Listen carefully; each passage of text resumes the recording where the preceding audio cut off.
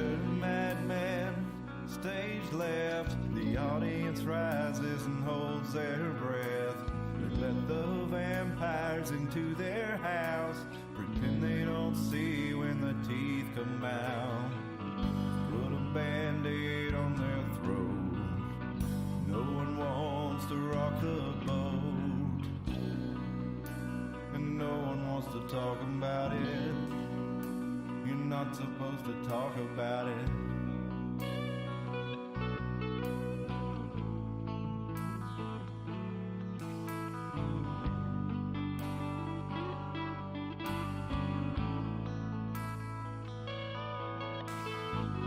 The curtain rises and the players come out. Webs of light spinning from their mouths. Stop looking, listen for a little while. Pay no attention to the men behind the curtain. Just look away when you see the blood spurting down to a steady drip.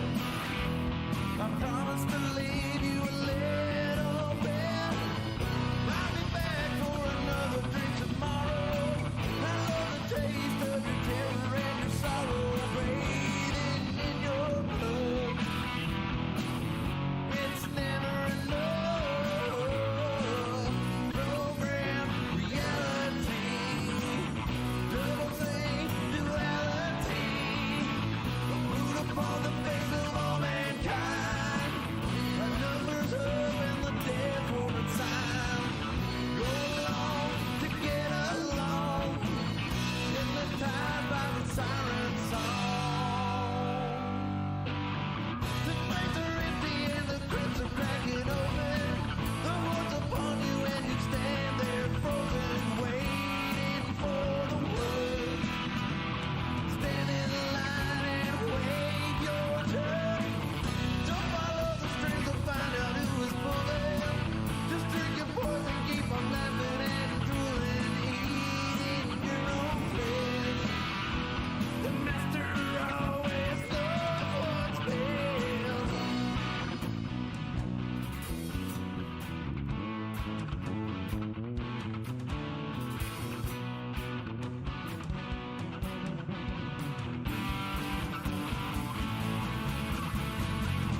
Worldwide genocide. The overlords of hungry parasites. They point the finger and the eagles fly. Raining fire, children die. Starving plague, paralyzed. Pile of bodies rotting, covered in fire. But no one wants to talk about it. It's safer not to talk about it. I cut my strings, no more bowing to the master. I tried to run, but they only came faster. Now I stand my ground. I ain't backing down. Silver bullets in my pistol, in my holster. My will is strengthened and my confidence is bolstered. Don't test my resolve. Don't test my resolve.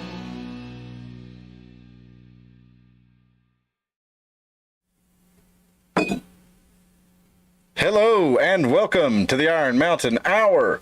It is Sunday, November the 6th, 2022, and we are just got done remembering the 5th of Novembering, and we're going to get into some dystopic movies and novels tonight. We started on last week, or on Wednesday night's episode. Tim and I were talking about the pandemic amnesty, and we were also talking about the revelations recently revealed in the Intercept's article about the basically the merger of intelligence and social media, and how all the different things that were happening there. We're kind of getting primed for this weekend's episode where we're going to be talking dystopic movies. My name is Cliff. I'm joined by Tim and Dustin as we go down the table. How's it going, fellas? You can call me Rad Chicken. Rad Chicken.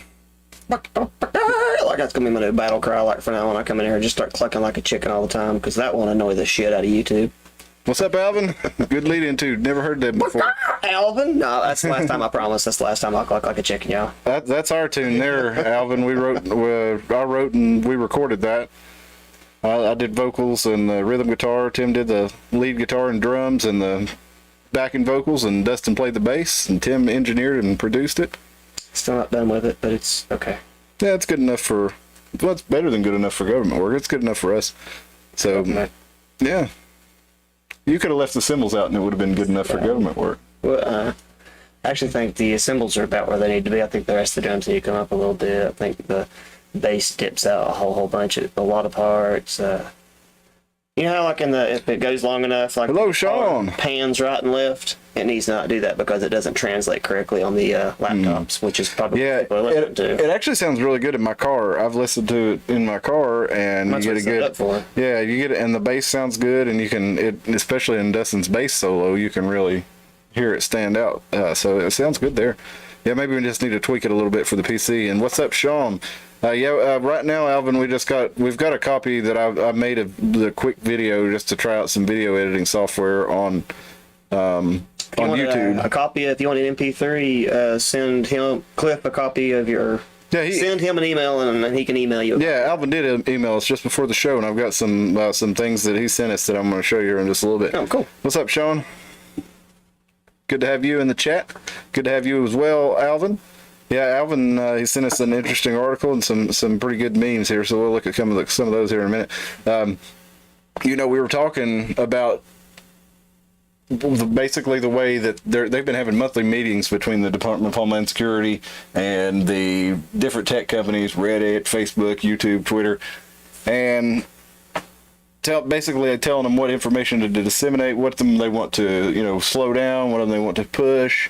So it's basically like you would imagine it was, and the government is behind the scenes, controlling what people have access to, what information have access to, and it's a lot of times it's based on political lines. So we're going to get a little more into that, but we're also going to get into some dystopic movies because I want it to be a little bit more fun, even though it's maybe gallows humor. But we've all watched a lot of killer dystopic movies over the years, and when you watch these things, and you're like, you're supposed to look at them as a warning, I guess, and people know that this is a possibility, and that's why they make the movie. But then I also wonder if it's not getting us ready for it. On one, we could be accepting it as an inevitability, or two, we could be it could be conditioning us to think of it as, oh, that's just a movie, like V for Vendetta, for example. We just lived through V for Vendetta without. One could argue we're still living through it with regard to in V for Vendetta, the government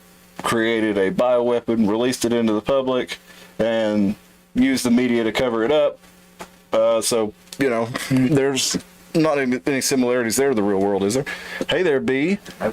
Do you think some of it might Thanks be... for jumping in the chat. I think Fight Club is like, I don't know if I would call it dystopic, but I would say it's like... That's a narrative on,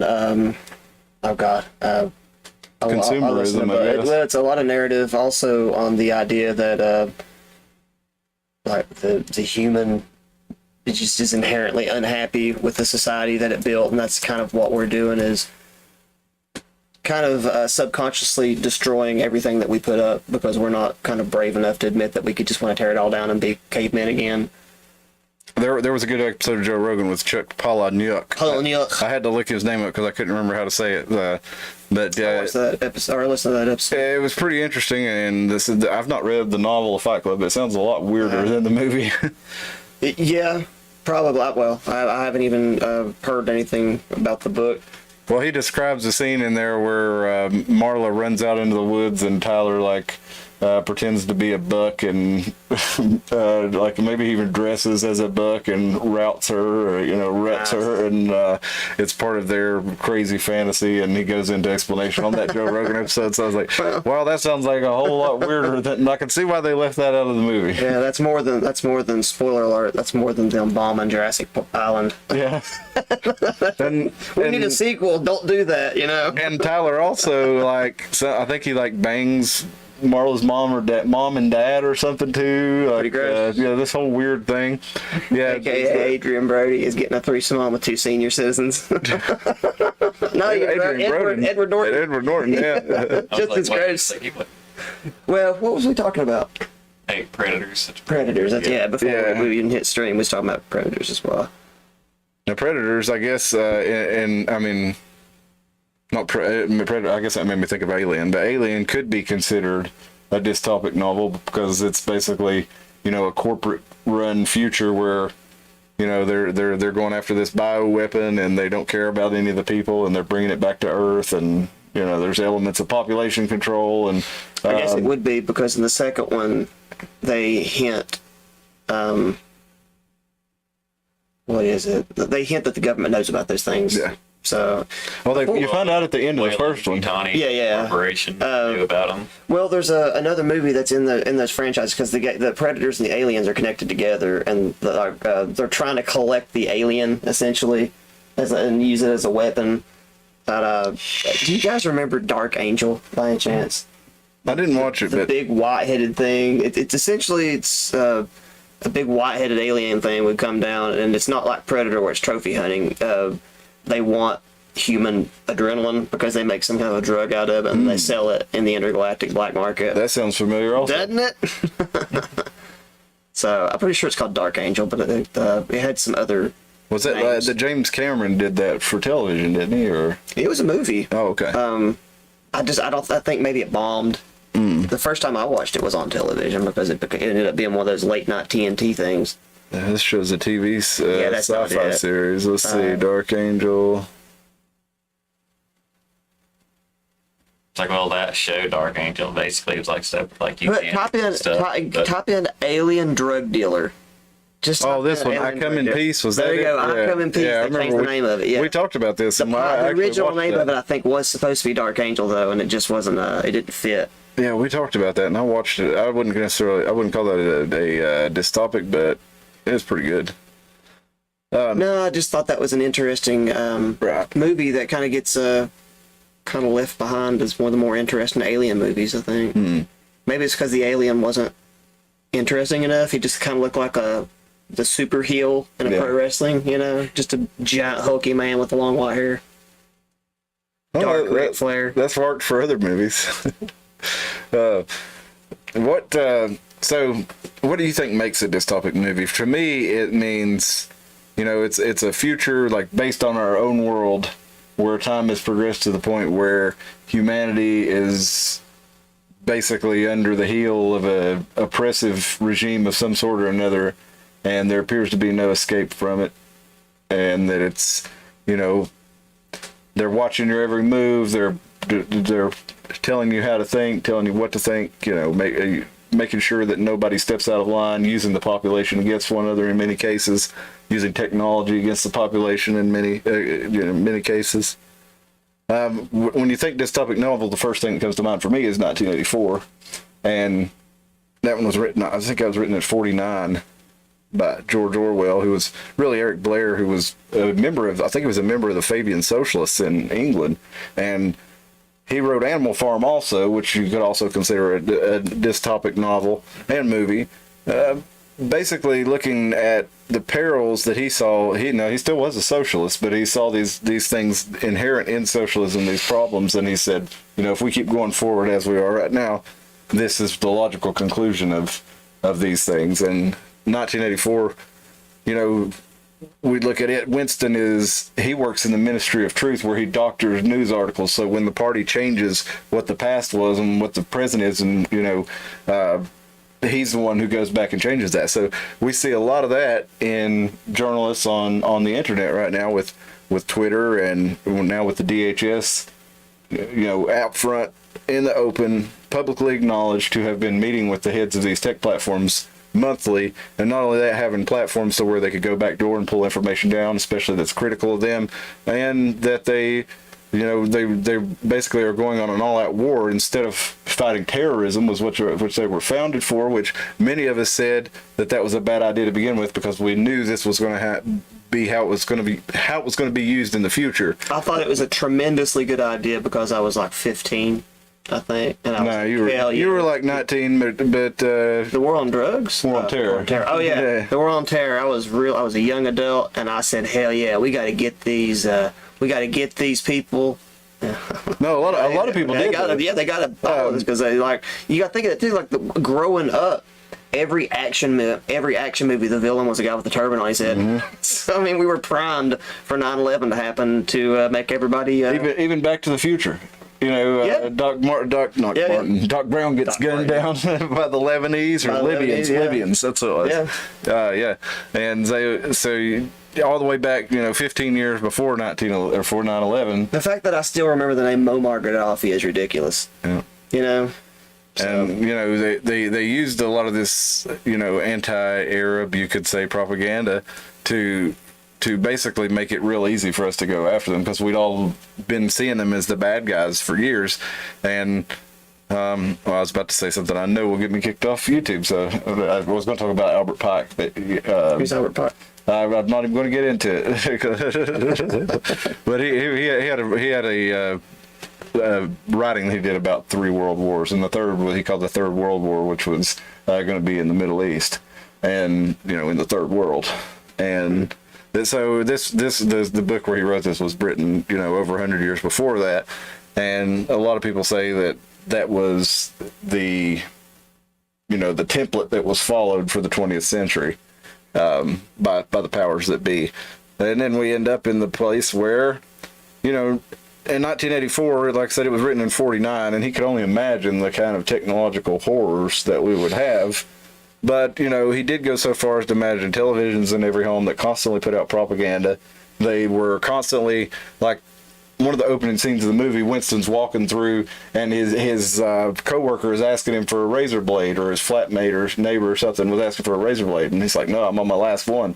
But while they're saying this, there's constantly over the loudspeaker, our production of water heaters is up this much %, production of guns is up this, like all they're giving them constant numbers telling them how well everything is going, but they can see with their own eyes that there's no razor blades. There's only enough chocolate for to have it one day a week, and there's enough vodka or gin to have 1 drink a day or something like this.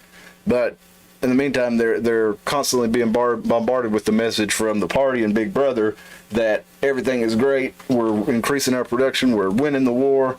Like they say, how in our own terms, like, oh, the stock market's doing great, but everything's burning everywhere else in the country. Yeah. But that stock market's doing well. God, it's not doing great right now, though, man. I'll tell you what. I think the part we always leave out is But you're right about that. it doesn't stop, though. Like, everybody's waiting for the end. Like, it doesn't stop. That's the part everybody's waiting for. And I think that's, we can go ahead with the dystopian thing. Like, I got this weird, I wouldn't call it a beef. It's almost like a curiosity where I'm watching the fascination that people have with dystopias, and it reminds me of, is it Nietzsche's mirror, where if you gaze into it too long, you start secretly wanting it. And you stare into the abyss, you become the abyss. Yeah. So I'm just wondering how many people would enjoy the dystopia. I'm not gonna lie, you have the fantasy for it, but it's almost like we're primed for that for the children too, because you see these movies. Like I was always drawn to this type of film as a child, and video games with a similar scenario where basically it's basically every man has, they say, 2 fantasies. One is living on the farm with a bunch of animals and a wife, and then the other is end of the world commando raids and fighting zombies, and some variation of those. I don't have that one. Some variation of those. I do have the farmer one. Like, I would like to be self-sufficient and that sort of thing on some level.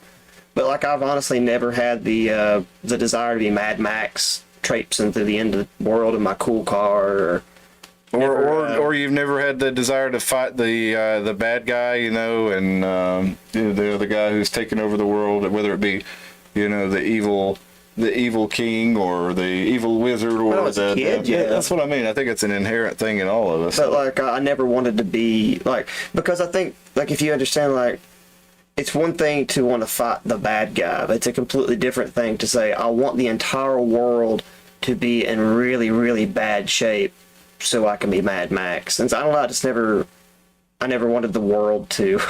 You never wanted I to see never the wanted to world get burn. the world involved in my fantasy. No, you I know? got you. Let's check a couple of these chats here. Sean says, "True fascism. We're living through it." Read the book. Exactly, Brother Tim said. Alvin, read the book too. Yeah. If and the I guess he's talking about 1984. The movie is really good. It's a good adaptation. That's cool. One of the best things though that's in the book that I don't know how many people actually read it, but they have the appendix section where they actually give you the Newspeak dictionary, and it doesn't seem like it's going to be readable, but it actually is. And it's one of the most important things about it is the way that language is used and changed. They'll change the language or they'll restrict the language. One of the things that they did was they tried to get rid of as many words as possible. Where they would say, instead of using a complicated word like brilliant, they would say double plus bright. They would get rid of artistic language or anything other than the most basic forms of words. They wanted to break it down to something very simple so it could be easily controlled, and then language and thought could be easily changed. Do you think because I guess because for the sake of discussing it, because on a lot of levels I see these the dystopian books being written, I don't really know the word for it, I guess I'll make up a word, like creative foresight, where really creative people tend to see social trends and they can look 50 years into the future and go, I want to write a scenario where this exists. So I think that's a lot of where these books come from. But for the sake of saying that, like, do you think the government is the one changing the language? Because that would imply that the government created slang. No, I think that's what it was and it was the party in the book and the party in the movie. But no, I don't think it is. I mean, it could be, but I don't know. It seems like it's coming from outside the government. We talked about how this is like a combination of forces, intergovernmental forces with international banking forces with international just different businesses working together with similar interests. Like I said, it's probably not even really a conspiracy. Well, modern day is what I meant. Like the equivalent would be. Well, I mean, just look at the words. Just look at the people who are policing the language now, and they're wanting people to use pronouns in their bios, and this is a common thing. It started from the corporate level, right? Mm-hmm. So corporations are starting it, people are catching on, and then the governments start using it and accepting it.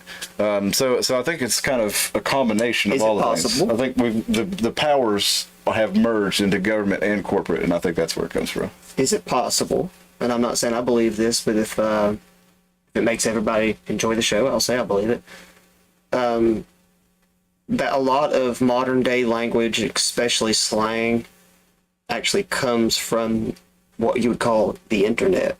And it would be really easy, if you were a mega conspiracy theorist, to believe that the CIA or some equivalent owns all of those websites and could make the words become a part of the lexicon. It could, because like, I don't know if the younger people are doing it themselves. Most likely, yes, they are. But if they're not, they are abbreviating the way they talk. And God forgive me for talking young for a minute. Like, for example, they won't say, hey, can I come over later? Yeah, you sure can. They'll just say bet. Just BET. So like they really have shortened the language down quite a bit already. I'm just proposing that in this scenario, 1984, they were doing it there. In our modern times, they would have to own those websites to make it happen, or at least be influencing them. Well, not only that, but when you have it coming out from one thing, if they like it, they do something like on I used to hear a radio ad when I would listen to talk radio when they had the local guys that I actually like to listen to. But that when they don't sell ad space, the government actually buys that ad space from the radio. So if they don't sell a commercial, The ad council. The ad council, yeah. Yes, it's a government propaganda radio, and they do good. Mostly, it's like, here's how to be a better dad and stuff like that. Spend time with your kids. Mostly, it's stuff you couldn't really argue with. But on this, they're like going through teenage slang, and they're saying like, jelly is a shorter, better way to say jealous, and then it goes through and then explains all these different teenage slangs to the parents. God, it's so cringy. Like, even when I say like young people words, I feel like the principal on Gumball when he's walking to the lunchroom going hashtag tweet. Like, that's how lame I feel. But I can hear it and understand what they're talking about. Alvin said, George Orwell in our future. Imagine eternity with a boot on your neck. He says, yes. What was it? He says, I had that exactly memorized. Now, base part of that song, a boot upon the face of all mankind. Imagine a boot stamping on a human face forever. That's what he says. The character O'Brien says that to Winston. And we're going to get into O'Brien because I think we've discovered Kanye West's O'Brien. One of my favorite kinds of potatoes. I want to look at I want to look at that a little bit. Because apparently Kanye West has an O'Brien. Have you seen any of this, Tim? Have you heard about this? No. Isn't that what Jay Leno used to say? You see this? Have you heard about this? So Kanye's trainer here, we're talking about how he'd upset people for what he had said about the Jewish people and that he was being canceled and everything. And I posited that that's probably not the best way to make people think that the Jewish people, if people think that the Jewish people run the world and are all powerful, then like kicking a guy off of everything and debanking him, getting rid of all his deals and everything for saying that he believes that is probably that's probably only going to reinforce people who think that way. I mean, it's probably not going to change their mind about that. So anyway, Kanye West, after he had made the headlines in this and he had lost a lot of deals and things like this, he posted something that was a little mysterious at first. This was a tweet where he posted the text messages that he had with a guy named Harley. Now, if any of y'all out there know Kanye West, I would just be real careful about what you send this motherfucker a text because he's going to post it on the internet. He's been posting posting messages from his ex-wife and all kinds of personal stuff. That why in the world would you post this on the internet? But so just be aware of this. If you have any conversations with Kanye, he's not keeping it confidential. But this is from Harley here. He says, I'm going to help you first in one of a couple ways. First, you and I sit down and have a loving, open conversation, but you don't use cuss words, and everything is discussed is based in fact and not some crazy stuff that dumb friend of yours told you or you saw in a tweet. Second option, I have you institutionalized again where they medicate the crap out of you and you go back to zombie land forever. Play date with the kids just won't be the same. So that's a pretty scary threat right there. That kind of lets you know that this person is claiming to have the power to have Kanye institutionalized and must have done it before if he said he'd done it again. And we looked it up, and that was where he was when he was institutionalized and drugged before, was at this personal trainer's house. That was who called the cops on him, and that's who suggested they institutionalize him. Well, who is Harley? Well, it's Harley Pasternak, the man who Kanye West has accused of trying to institutionalize him, drug him into oblivion, and take his kids away. He's a personal trainer who is connected to psychological operations, the Canadian military, and other intelligence operations. And he was listed on his Wikipedia, or an article that I found about him, as the Jewish trainer to the stars.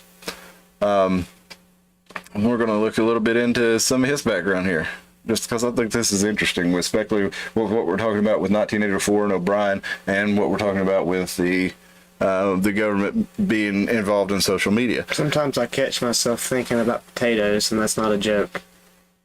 Just because of O'Brien? No. What is potatoes O'Brien anyway, though? It's not real fine. But chopped up potatoes with peppers and onions. You throw it into the thing, you grill it up real nice. I like a little brown texture, personally. Like almost to the point of a hash brown?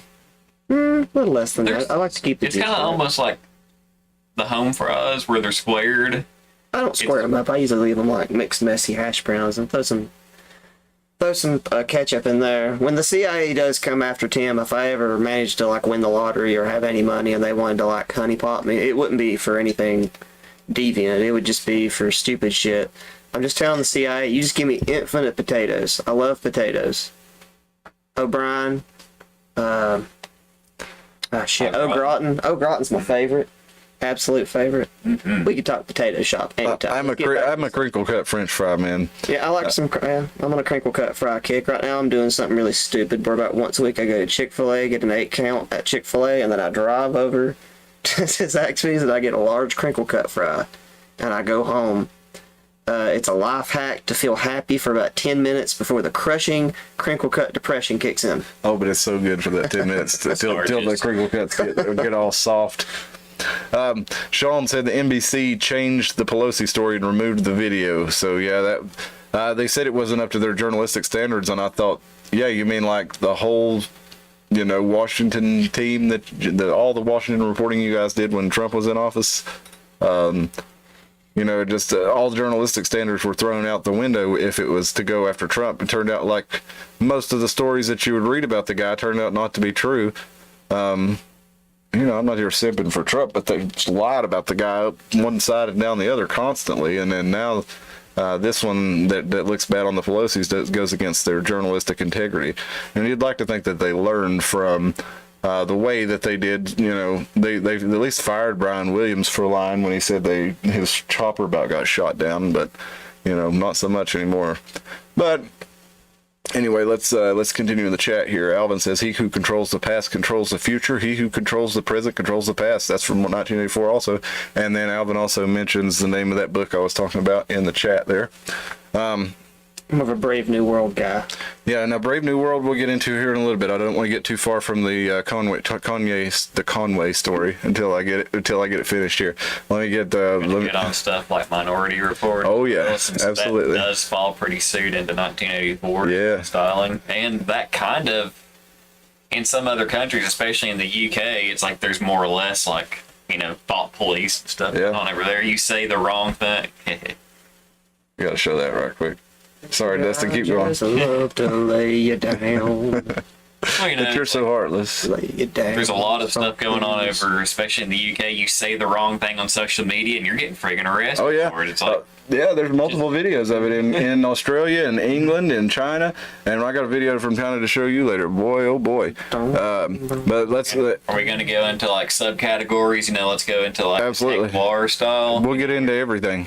I want to go through a few stories here before we get too far into it, and then we'll get into it. And it's fair game, man. It's wide open. We're having a conversation. You guys in the chat jump in. Tell us your favorite dystopic movies, what you agree or disagree with us on. Let's finish this part up right here. That finding information on Harley has been complicated by recent events. For some odd reason, his Wikipedia page was altered after Kanye's tweet. I wonder why. But luckily, our friend Restoring Order USA, he archived the post, so we've got the first part and the second part, and I should share this. Oh, that's I'm not even going to show that, man. That's somebody is. You are showing it. Yeah, somebody put some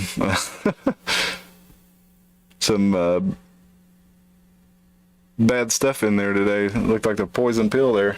You see that? Is it? Oh, well, the K word you ain't shouldn't use, but YouTube's not going to kick you. Well, but anyway, it goes, somebody edited it to reflect Kanye's stuff, and then they changed it, but they did remove one thing. They removed reference to Kanye West and a lengthy list of former clients. So Restoring Order goes on and finds us the list of clients. And he said, note that some of the clients had mental breakdowns or died under suspicious circumstances, such as Matt Miller, Brittany Murphy, and others. Such as, who is it here? He said, credit to Uncle Doomer, he says, for the last, he's talking about the last two. He's talking about Brittany Murphy and Mac Miller. But he's got Adam Levine, Lady Gaga, I don't know who Bahata Prinsloo is, Kanye West, Megan Fox, John Mayer, Amy Schumer, Ariana Grande. I thought two of these that were relevant to me was, where'd you go? Robert Pattinson's pretty significant since he's up and down. What's the girl, Elliot Page, who was formerly Ellen Page and then transitioned into a, I don't know, looks like a prepubescent boy named Elliot Page. I guess Halle Berry started seeing him after she realized she couldn't act. Yeah. Halle Berry, I'm sorry. I like Gothica and stuff like that, but I'm sorry, that Bond was terrible, and then Catwoman just... She's a good dramatic actor. I think she's good in stuff like Monsters Ball. Good. That's why when I saw Catwoman, I was like, well, she'd probably be good. And I saw Catwoman, I was like, no, she's delivering cupcakes within 20 minutes. Just the script. Okay. But like she just played the part too cupcakey. Gotcha. Well, continuing the thread here, Kanye West was hospitalized in late 2016, and he was at his alleged breakdown at Harley Pasternak's home. And he threatened, Kanye posted the text where Harley threatens to have him institutionalized again. And he says he's just a personal trainer, right? Let's take a look at his background. At first glance, nothing stands out. He's an educated man with a master's degree in exercise and nutrition science. But that isn't the full story. And then he posts part from his Wikipedia here where he says he was a graduate of the York Mills Collegiate Institute, holds an honors degree in kinesiology, and let's look down here. Where's he at? Oh yeah, here we go. He worked for the Department of National Defense, DCIEM, Defense and Civil Institute for Environmental Medicine, and he focused on performance physiology and nutrition, with a specialty in caffeine and ephedrine. And that was he worked for the defense. It's kind of like Department of Defense. It's a civilian organization, or I guess not. Maybe Department of Homeland Security. It's a civilian organization, but it supplements the Canadian military. And what do they do there? Human systems integration, social and psychological factors that affect resolution of conflict, psychology of malicious intent, social and cultural factors influencing behavior, literal psyops. Kinesiology was one of his specialties, which is the science of how the human body moves. Well, let's listen to this real quick. This piece of an interview with him, creepy. where he talks about where he worked with what he did when he was working in the military or for the military. Well, he was kinesiologist. That means he's reading people's body language and shit. Well, listen to what else he was doing here. Is that him? Which one's him? This is him right here. The one on the left? All right, yeah. Make sure the people can hear this. That's a weird shaped head. My graduate advisor, and the area that I was interested in was how drugs and food affect muscular performance. And When you say drugs, is that like performance enhancing drugs, or are they all kinds of drugs. Right. Okay. So working for the military, I wasn't governed by the same laws that the typical person was, so I could look at the impact of certain drugs that are not everyday things. So we looked at a drug called modafinil, which was for narcoleptics. So if you give a soldier this drug, how long could they stay awake for without having any? And this guy's just a nutritionist, he's just this personal trainer, but he's working with the military on keeping their soldiers awake for 3 days so they can, carry out raids and studying how different drugs affect them. And we'll let him continue. Just want to break it up a little bit. Is that used now as one of these brain drugs? Set of I've heard laws. the name. Yeah, so it's very interesting. Modafinil, it will keep you awake, but it's not a stimulant. Really? So if a special forces person has to stay awake for 3 nights waiting for the right opportunity to do whatever they have to do, we could give them modafinil and it would keep them alert. I did research on a drug called acetazolamide, which is for use at high altitude so you don't get altitude sickness. So a quick example of some of the stuff that Harley's into there. And let's continue with restoring order. The stuff with D&D gets weirder. This branch of the Canadian government once included the Defense Research Board, which quite literally funded MK Ultra along with the CIA. This program involved forced experiments with drugs, sensory deprivation, and brainwashing. Recap: Harley Pasternak, the personal trainer who got Kanye institutionalized once, allegedly threatening to do it again, have the rapper drug takes his kids away, was a scientist at a PSYOP-oriented military research center whose work focused on drugs. Restoring order continues. I'm not a particularly conspiratorial guy, truth be told, but hey, if elites did assign handlers to celebrities, particularly those deemed unpredictable or hard to control with the purpose of keeping those celebrities in line, those handlers would look a lot like Harley Pasternak. And it isn't too crazy when you think about it. Guy with military psyop training and exercise science finds work in Hollywood, set him up with the stars under the guise of fitness instruction, have him keep an eye on him. This doesn't mean he's a secret CIA agent or something, but it does mean he's serving powerful interests that the very at least has their back. And we talked about earlier, Tim was saying, do you think it's the government passing it out, or who do you think it is giving out this language? Like I said, I think it's a combination And it's kind of all these forces that are designed to work together at the top, and Hollywood being part of that. We know Hollywood was working with the military-industrial complex. We're doing war propaganda way back in the day, all the way back to World War II. You know, we even saw Disney putting out propaganda films where, didn't Donald Duck join the army to go fight against Hitler? Wasn't that what happened? All the Looney Tunes were Yeah, propagandas. Pretty much That's pretty much their origin. Hanna-Barbera and Disney were both on the verge of bankruptcy until the U.S. government stepped in and basically bankrolled them into success by making a lot of war propaganda films for them. What's up, Spill the Tea? Glad you made it. So, Thanks for coming in the chat. Yeah, throw us if you haven't already, like this video for us and subscribe to the channel. Send it over to somebody else that you think might enjoy it. We'd love to have you with us too, and definitely jump in the chat with your comments on what we're talking about and what movies you think make the grade here. So basically, it boils down to. Let me look at Kanye's. my favorite Timeline here while dystopian you- Trigun. Tell me about Trigun. You've talked about it a couple times, but Trigun is awesome. I'm not really. Also dystopian, if you think that, yeah. Well, tell us about it. It's an anime. It's a pretty good one. It involves, well, I don't want to spoil it because it's a pretty good one, and it's got some spoiler stuff in there. But if you watch it, it's a dystopia in the sense that everyone lives on a giant desert planet where inflation's out of control, and everything is so fragile that one very destructive vigilante is causing everything to go kind of completely out of haywire. So, it's a good show. It's a good classic anime, in my opinion. Good 90s. Good night. Yeah, 90s would be the genre. It's It just got a good yeah. feel to it. Because if you say 90s anime, you can already see the art style. And I'd say the music too. 'Cause it's got that good 90s anime soundtrack to it too. So, what's the society like in it? It's like a big giant Westworld. Basically, it's like the whole thing is kind of done like a weird spaghetti western kind of vibe. Alvin, what's up? Disney Studio and the Laurel Canyon crew. Yeah, tell us about Laurel Canyon. What do y'all know about Laurel Canyon? I heard that's where laurels grow. And I heard that there was a very, very, very nice man named Charlie there. And Charlie was so nice that if you knocked on his door 3 times, span around the circle and said, hi, he would give you a magic LSD dose. Bang you while you were asleep, most likely. But he would give you free food, and he did this to lots of lovely young people. Good Charlie. Okay. R.I.P. Totally fine.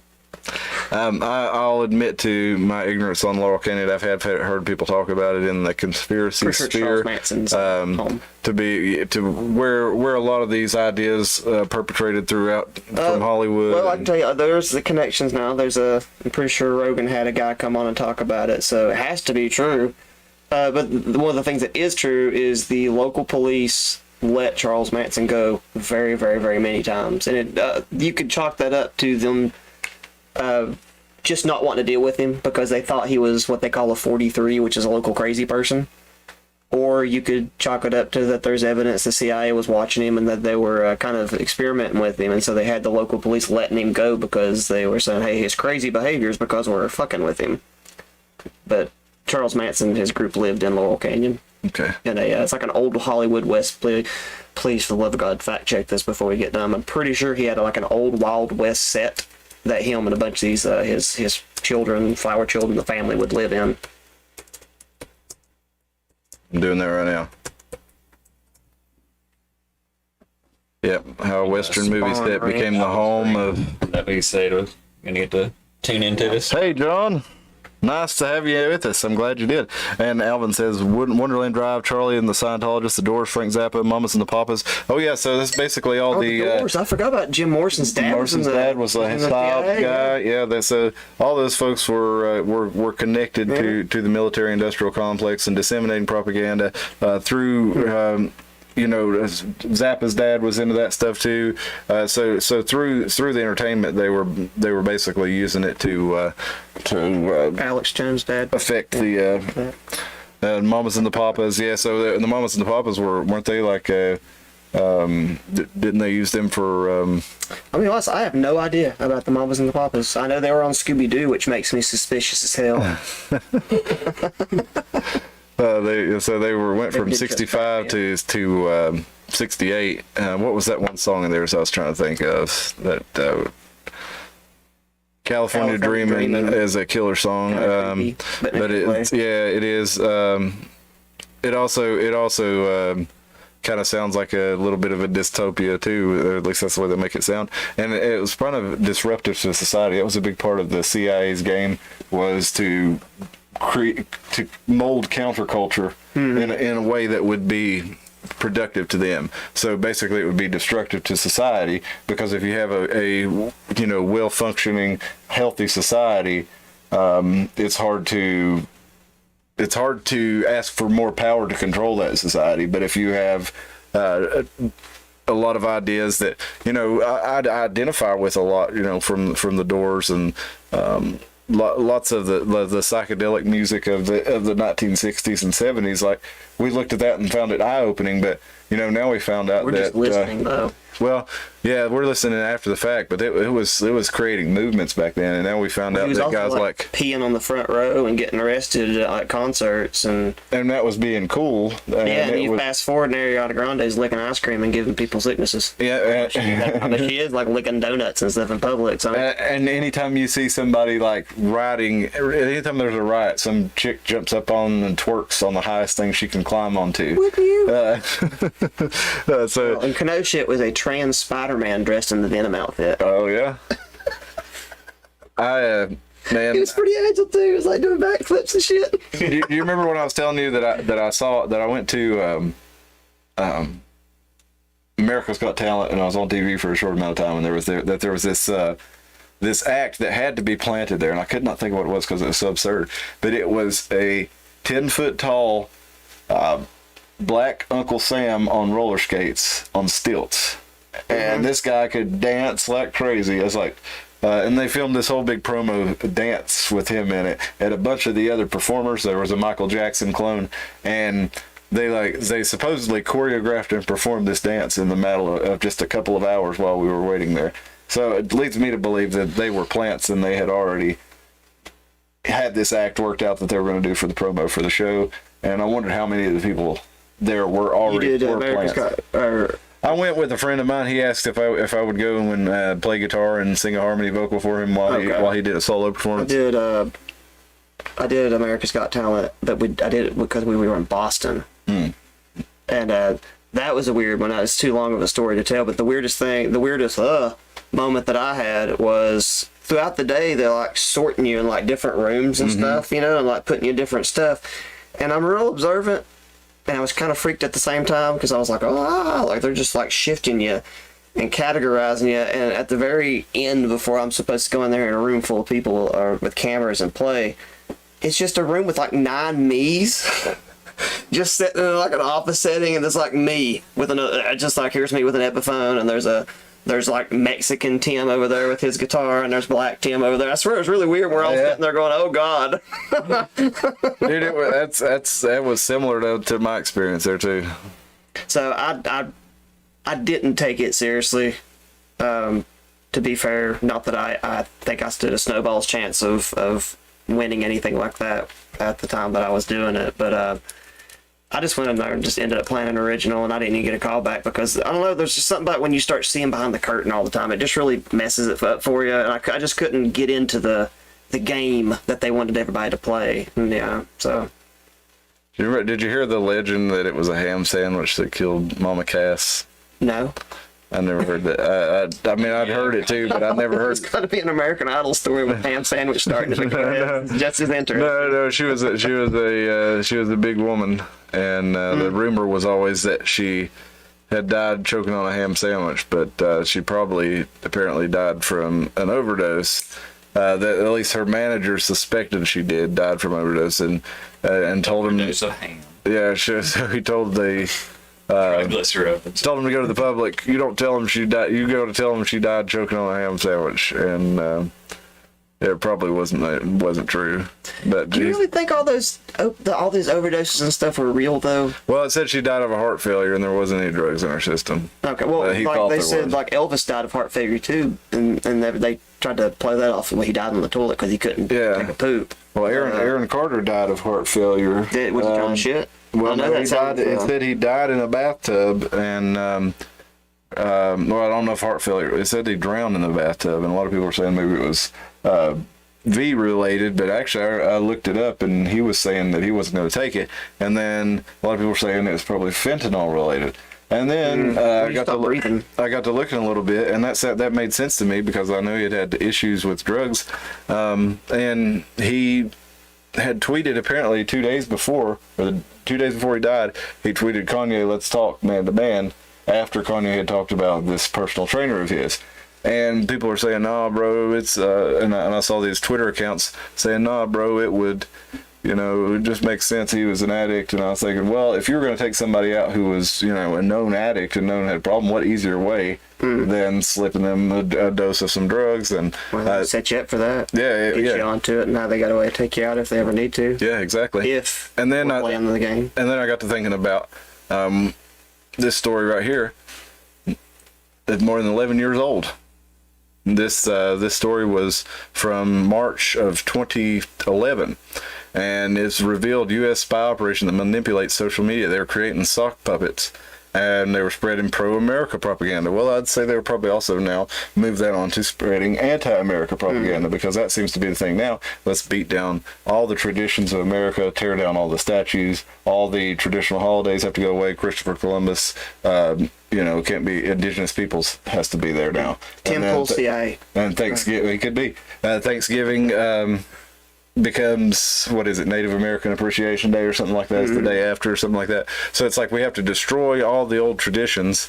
And we're going to have a fun story about Thanksgiving, about how You think they'll just blend them in the end, though? Yeah. I think in the end they'll end up just blending that stuff with the, the Native Americans. I don't know. They're tearing a lot of it down, though. You see them. But they can't make you stop celebrating Thanksgiving. Well, if you watch 1984, yeah, they can. We're not there yet, though. I'm just saying, right now, the reason I just shouted out Tim Pool CIA is because if they were doing that then, his name is Tim Pool. My crazy bone that comes up, because I'm always playing two sides of the fence here and I can't help it. I either take all the pills and just go full conspiracy theorist with it, or I have to deny it all. And if I'm going to eat some conspiracy pills, his name's Temple, which is where you go to get the truth. So I don't know, Temple CIA. Well, and I've got you I was talking about the Kanye thread because you remember in the movie. O'Brien was his handler. Good potato. Always.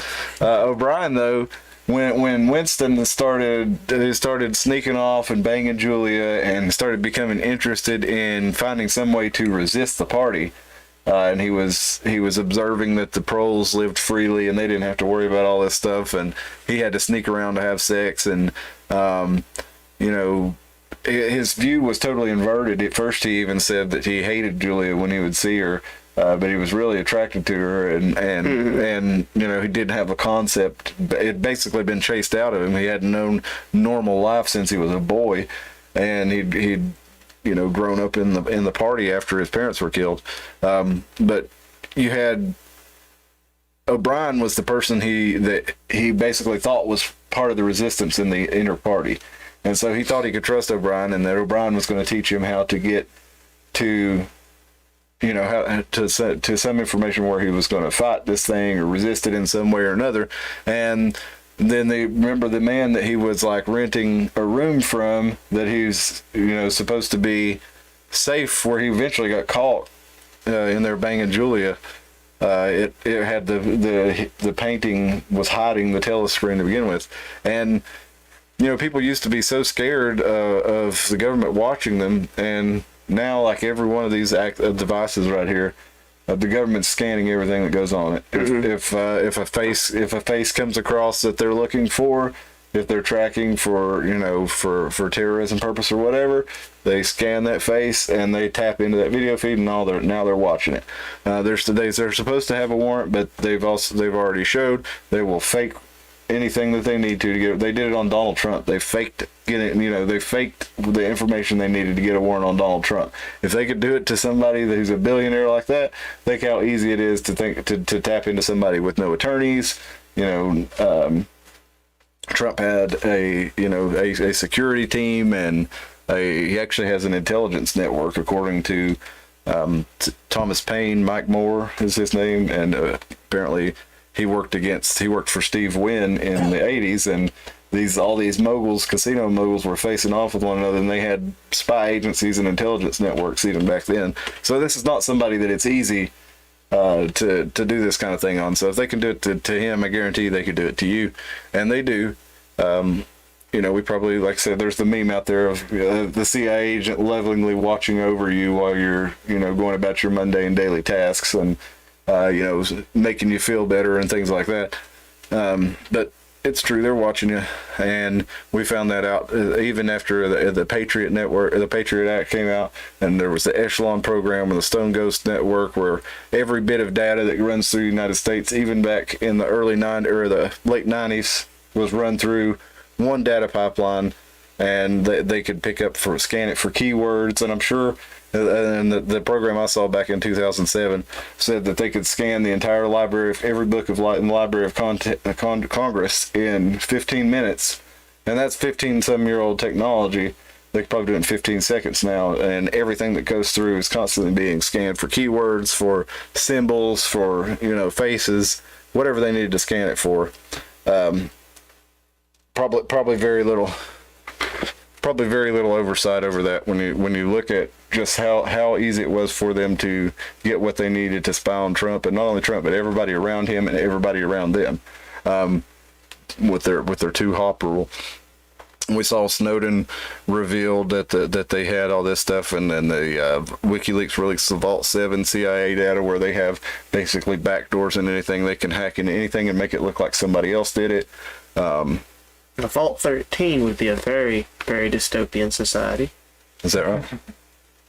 I don't know about it. If it's the one I'm thinking of. Yeah. Fallout 3. Actually, I think Fallout 1 starts out. No, it's like 101 or something like that, isn't it, with Fallout 1. I don't remember. With Fallout, it's the... you play Fallout, right? Mm-hmm. Okay, well, Vault 13 is the one in Fallout 3, I'm pretty sure. The one you start in Fallout 3? In that particular game, I think every game about starts with a different it does. vault having some kind of crisis. Well, and Fallout doesn't really necessarily seem like a dystopic game at first. It kind of seems more like a post-apocalyptic. Post-apocalyptic. But if you think about those vaults, as you play through the games, you find out the vaults were actually experiments with the government and vault tech to do different things in each vault. Like, let's put this one with all men, and this one all women. This one, let's put all this one with different. Whatever their different they were all experiments to see what would happen. Splice their genes together, mm-hmm. And this one we're going to put them all into like chambers and put them in like a Matrix type deal. Mm-hmm. Yeah, they tried all kinds of different stuff. The Matrix is that vault pretty hard. I think that one makes a whole lot more sense. I like this movie. Not going to give the series a chance, but as someone who also likes to kind of constantly take a dump on things that he also likes, Snowpiercer is the stupidest idea ever, even though I like the movie. I like the movie, but I don't want to watch the series. No, I'm just like the concept that train would never have any problems. It's like just dig vaults. Just dig vaults. Why would you have use the core of the earth and stay warm with that? So, but I did like the movie, and I did like the concept of they're telling you right there you're gonna eat the bugs, and they're gonna tell you it's chocolate. On crickets. Yeah, and then that makes me think of Soylent Green, and I've seen all these different conspiracy accounts now that follow me on Twitter, and I just kind of follow them like, but they're talking about like saying that certain fast food restaurants are feeding people to people. It's people, Soylent Green style. Well, yeah, I think so too. But I think it's they find like a microfiber of dolphin and like some fake tuna, and they're raising red flags. I'm not gonna allow any human meat in my hamburger. We ain't that lucky. I might go feral and start biting people. I think there'd be a lot of us with Kuru if there were. Wild, come busted through the wall, Kool-Aid Man style. Where's it? Oh! Hey, y'all look good. Look at the movie. Somebody has discovered the Wild Bluff Screamer. Me and Tim were making fun of it, but somebody, Tennessee, what? I know. It's Diary of a Mad Hillbilly. Yeah, they used our footage from our show, and they say the Wild Bluff Screamer is real. So go back and look at Diary of a Mad Hillbilly's video, the Wild Bluff Screamer. What's it called? Yeah, the Wild Bluff Screamer. Screamer is real. Yeah.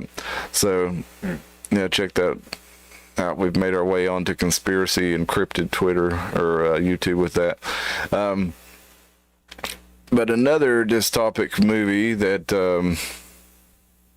that brings to mind is Cloud Atlas. If you remember at the end of it, they were in a society with humanoid, basically programmed humanoids, or were they androids? And they were feeding people. They called it Papa something, but they described it as having, at least in the novel anyway, they called it Papa something, and it did describe the golden arches, and they were feeding people to one another. They were basically programming people, a la Brave New World, and the ones that didn't follow their programming were being, dumped in a thing and shipped off, and then chopped up and fed to people. They never really explain what happens to dude at the end of Brave New World. Kills himself. Well, Mr. Savage does, but the other dude that kind of the main character that they implied the little shit got into his test tube, made him a little different. Like it ends with him leaving, but they don't really talk about whether it was going to be a good thing or a bad thing. I'm pretty sure they're not going to take him off to kill camp or something. Yeah, but.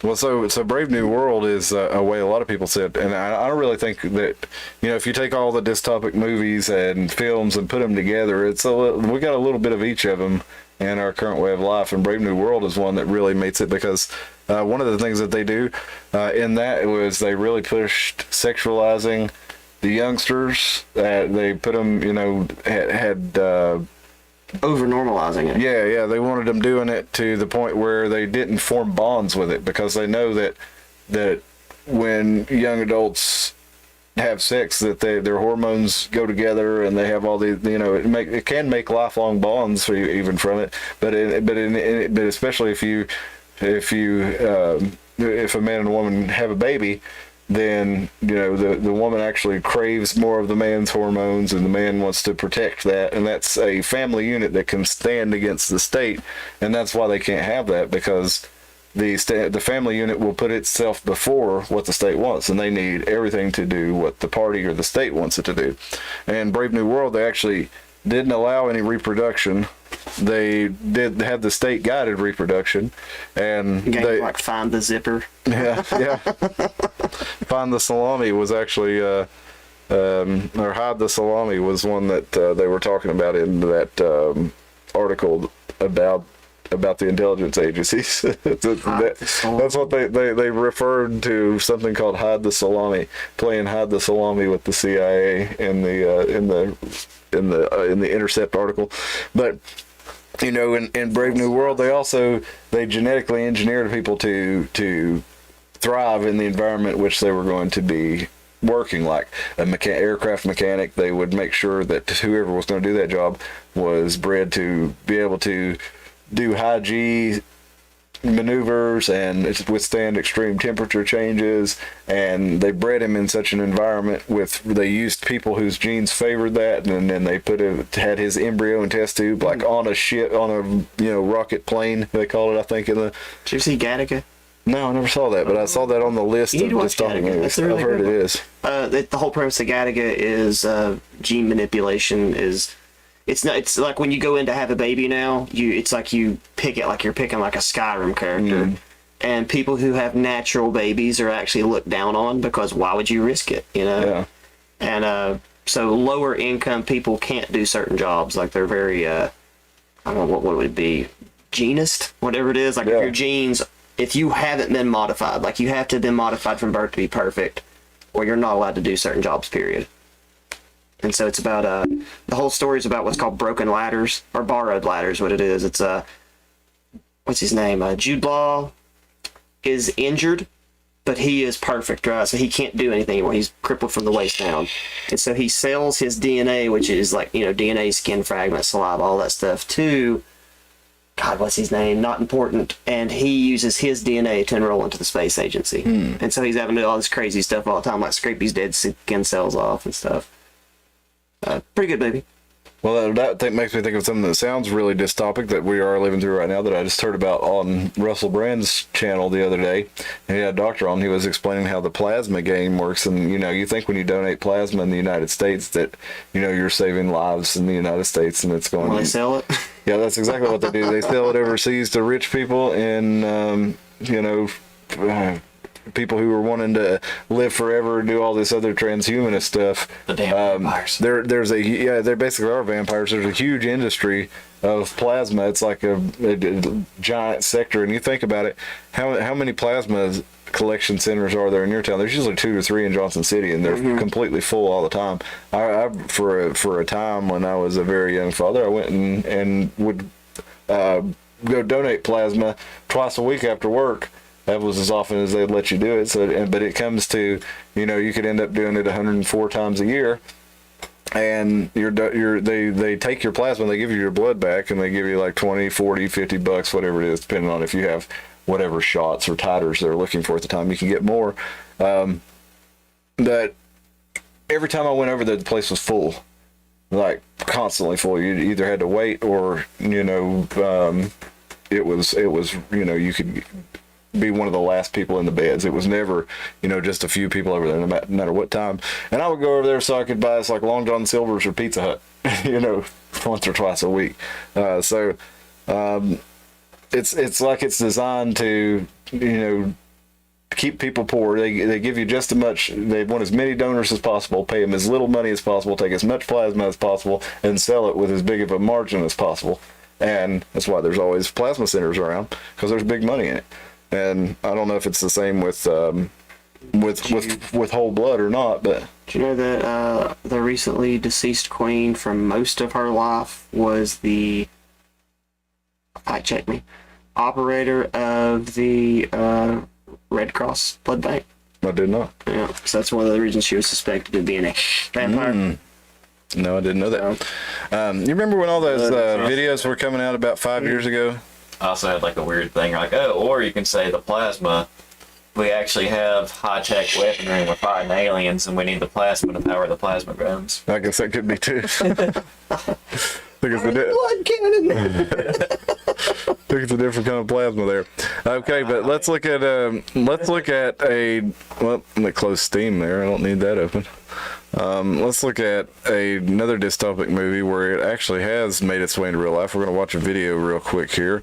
This is from China. From China. That's right. It's from China. Let me find it. It's from China. No, it's not about concentration camps, okay? It's China. Now, let's see. Where the hell did it go? Got center. There we go. No, I just... Where it goes, like, it got center. I couldn't find it because I'd already looked at it. Now, we're going to look at what they mean from the World Economic Forum Smart Cities. This is what they want right here. This is from Chinese news. Fast on HBO. Government can collect about its 1.4 billion citizens. Everyone over the age of 16 is required to have an official state-issued ID card that the government now wants to use to centralize all that information. And China is investing heavily in tech companies to help transform that government data into a virtually omniscient surveillance. A virtually omniscient surveillance grid. Just breaking this up with a little commentary for the purposes of reminding everyone this is fair use of this device. It's unfair use, actually. Come after my house, we'll fight. One of those companies is Medvi. It recently received a capital investment of nearly $500 million, part of which is from a state-run VC fund. But the name chosen for its premier piece of You ever notice when technology you is go a into bit... somewhere like Food City around here, they've got the screens on. Everybody that comes in, they're scanning your face. Have you noticed that? Anytime you go in, it'll make a block around your face and track you Especially as you around go the there. front offices. Yeah, right where you come in. Places are, the banks are loaded with those now. It's right when you come in the front door, and they're scanning you, and they're running you through a database of known criminals or something like that. And if you 10 pull, got you start with vice. which means Vice is also CIA. I wouldn't doubt that, actually. Tim Pool really started on the ground, and he just happened to show up at all these places where there was like tumult going on. He started at Occupy Wall Street, but he went all over the world, and it was like he would just happen to be in these places where, tumult would start about the time he was there, whether it was in South America or the Middle East or Europe. So I think a lot of it really is opportunity. But for the sake of it, I am going to go with him being CIA because all gas, no brakes. He was doing it for a while, which maybe he's CIA. I don't know. But I do think a lot of it's opportunity. Well, Tim was always saying that, what he did was watch the news, and when he saw something was about to pop off, he would go there. And when it popped off, he was there already. So. Yeah. Like a journalist is supposed to do. Yeah. Of the towns. What are they calling it? Skynet. What is that? What the fuck would you do? The Terminator is the favorite film of our founder. So they use the same name, but they want to put something good into this system. So, okay, in the Terminator. Does everybody remember what Skynet did? Skynet was the artificial intelligence system that was created to run the U.S. defense system that turned all the Cyberdyne robots on and decided that they were a threat to the system because that was the only thing that could shut it down. So then it caused the Cyberdyne robots to exterminate all humans. And up next is for our candidate running for president, Mr. Antichrist. What do you have to say? Why is it so on the nose? They're really calling it that. That segues into where I was talking about, hey, if you go into the dystopic films of tech noir, which is the technology that we create actually starts working against us. Yeah. Let's watch a few more minutes of this. It's not too long, but Terminator, Skynet is evil, rains down death from the sky. yeah, nukes But the in whole China, world first Skynet is good. before the robots Yeah, take out difference. and try to clean up So the how do you survivors. think your facial recognition technology will change China? Everything happen in the public can be record. We can know exactly what happened in every second, in every corner of the city. Now, what would be a good thing to have for something like that? Would it be light poles with cameras on them, multi-directional cameras facing everywhere? Maybe that have Wi-Fi so they can know what you're looking at on the internet, who you're with, what music you're listening to, what podcasts you may be listening to, who's been sending you emails. All kinds of information can be gleaned from your phone. They can, monitor your face, your gait. Whether or not you may or may not be carrying a concealed weapon. Kinesiology that your Kanye psychologist was in charge of. His first degree was in kinesiology, which is the science of how the human body moves. Made the CIA connection. They would be studying people's body language, who they are. Are they nervous?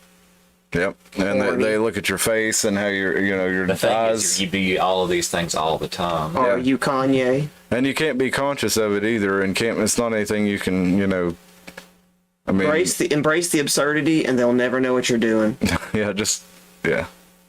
Oh, Tim. This is a video stream in a subway station by our smart camera. So we can capture every face in real time. See like some criminal person is out there. There is a black box. So there is a warning to the police station that there is a criminal person. So I need to locate them. So when it looks out onto a crowd, it's tracking all these faces and it's cross-checking those faces against what? Criminal database or whatever they decide is a criminal at that time. If they decide that you're, a thought criminal, like we talked about last week, that the truth police and the thought cops are out there. And report. Yep. And that's another good dystopic movie where, basically, I've got an article on that too about Chinese pre-crime, and we're going to look at in just a minute. And how many fugitives have been apprehended through this system? Over 3,000 cases in nationwide. Yeah. Just one year. In 1 year? Yeah, 1 year. Just wait till you see what they can do with this in the future. Just wait until, just think about how easy it is for China to change the definition of what a criminal is. Being a Uyghur Muslim is a criminal, right? I mean, is that that's the only reason those guys are locked up in those camps, right? Because they choose to follow that faith, or am I mistaken about that? But even if it's not, insulting the party is being a criminal. So I remember seeing those videos where there was a guy who was begging forgiveness because he was drunk and he had made a comment about a local official, and they came with the police and arrested him. They were monitoring his chat, his stream. He was doing a live stream, like a TikTok or something. Now already seems like sci-fi. What do you think the future will look like in like 5 years? Have you seen a film just like a Black Mirror? You just stand there and your face there is a point. To come into reality. He knows that's like maybe that is the future. Serious, But right? that's like a horror show. Yeah. He's like, yeah, but I think that is maybe the kind of the future. Every people have their social points, I think. If you like spit gum on the sidewalk, it would Yeah, be your recorded. points, baby. And we're seeing a little bit of that implemented right now with people. Now, you remember, we're talking about the merger of corporate and government power. Well, right now, the governments necessarily don't have the power to do that because they're still operating under some sort of legal framework that's vaguely tied to the Constitution. Whereas PayPal, if they don't like what you're saying, they can just write it into their terms of service that if you spread what they call misinformation or disinformation or malinformation, then they could fine you for $2,500. Now, they pulled that back out and said it was an accident, which we all know wasn't true, but then they still kept in the part where if you do something that they say, what was it that it said? It was very vague. Something intolerant to what? Pretty much they can discontinue terms of use. Yeah, no, it's not that. They will take $2,500 from your account, is what they're saying. Taking to $2,500, 106, I think, it's been in there for a long time. But if you use it to make your living, say if you do a podcast and you take your donations or you take your money from it, that would be a way to stop you from talking. That's also former Elon. So is the company and the nut separated or what? Yeah, they are. It's not Elon's anymore. Well, I'm not pro Elon. If anybody wants to argue about Elon, I'll do it just for fun, just because it's like he's got too many supporters, I guess. So somebody keep him in check. Now, we're talking about Brave New World. Brave New World was written by Aldous Huxley, who was the brother of Julian Huxley. Julian Huxley was the founder of UNESCO and one of the beginning members of the United Nations. Now, when he wrote Brave New World, he wrote it as a novel, and then he said in a foreword and I think maybe a afterword or one of those different sections in the book, he said basically that this is kind of the future that we envision. And then in Brave New World Revisited, which he did in 1961, he also did a talk at Berkeley University where he explained that when he wrote Brave New World, this was what his brother and their ilk have planned for the future. The academics of the world have something like this planned for the future. And he wrote Brave New World, and he's writing Brave New World Revisited and doing this seminar because he just thinks the people ought to know about it. He's not against guiding reproduction wisely and limiting the population and genetic engineering and a state-controlled society. He's not against any of that. He just thinks people should know about it, and he didn't feel it was right. It was the same with Carol Quigley, who wrote the book Tragedy and Hope, which was, Bill Clinton said that was his favorite book, which was He didn't read. Well, Bill Clinton was a Rhodes Scholar, so I'd say he reads. Right. But You're conflating intelligence and the ability to read together. Well, maybe I am. But Bill Definitely Clinton, not the same thing. Bill Clinton was definitely in on a lot of this stuff, and the fact that he read Tragedy and Hope, let's try to find a copy. Books in the CDC from the CDC class. Let's see if we can find Tragedy and Hope online. Let's see if we can find that for sale. Oh, it used to. Tragedy and Hope. That's It used to be. the internet. What are you talking Yeah, you used to have to buy one of the original copies of it, and they were like a couple $1,000s. Now that you can have them. See these collectible ones here for $700. They must have reprinted it in the last few years, but it was never meant for. It was. Let me read you the description here on Amazon. The History of Our World and Time by Carol Quigley is an ultimate insider admission of a secret global elite that has impacted nearly every modern historical event. Learn how the Anglo-American banking elite will able to secretly establish and maintain their global power. And it's basically it's basically the game plan for the New World Order from the 1970s. And Carol Quigley was actually given access to all the documents from basically the banking establishment, the Club of Rome, the Bilderberg Group, and given all their historical documents and basically allowed to write this book. And he was kind of the same way. He felt like that it had to happen. It was an inevitable evolution of society, but he also felt guilty that people didn't know about it. And he expressed that in the book. I'm not naive enough to think that Bill Clinton's actually stupid. I'm just a little shit that's going to take a shit on every time I can. Spill the tea. Let's see. We missed some stuff here. Yeah. Just Spill the tea says, just left the grocery store. Spent way too much money. Damn it. Yep. I wish I had my Joe Biden I did that sticker. I need to start putting that on random things, like if I find a dog poop in the park or something, take a picture of it with my Joe Biden I did that sticker, post that. There's all kinds of stuff you could use it for. But you could also use it for that grocery bill. Mine's definitely gone up. Mine's probably gone up 50%. I've tried it to a breatharian, so I'm actually saving money. What's that? I live on the prana and the breath of the world. I just had a little midnight snack.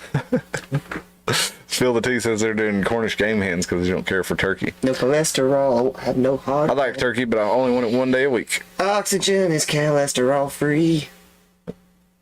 Yeah. Coming. Stuff them with fruit. Me. What kind of fruit you stuff them with? Apple. Let us know in the chat what you stuff your Cornish game hen with. But this I thought this was pretty interesting too. This is somebody that was fired from Twitter. Posted yesterday was my last day at Twitter. The entire human rights team has been cut from the company. I'm enormously proud of the work we did to implement the UN guiding principles on business and human rights to protect those at risk in global conflicts and crises, including Ethiopia. Something tells me that's probably not all they were doing. Again, government throwing their stuff into the private company that they control, which was probably founded by seed money from the government, like a lot of it was, like In-Q-Tel seeding Google. And we had the coincidence, I'm sure, of DARPA's LifeLog program, the Sentient World simulation, where they basically wanted to gather data from everyone on what they were doing every day so they could create a double of them and put it into a simulation so they could try to guess what any person would do at any given time and also predict worldwide movements and things like this.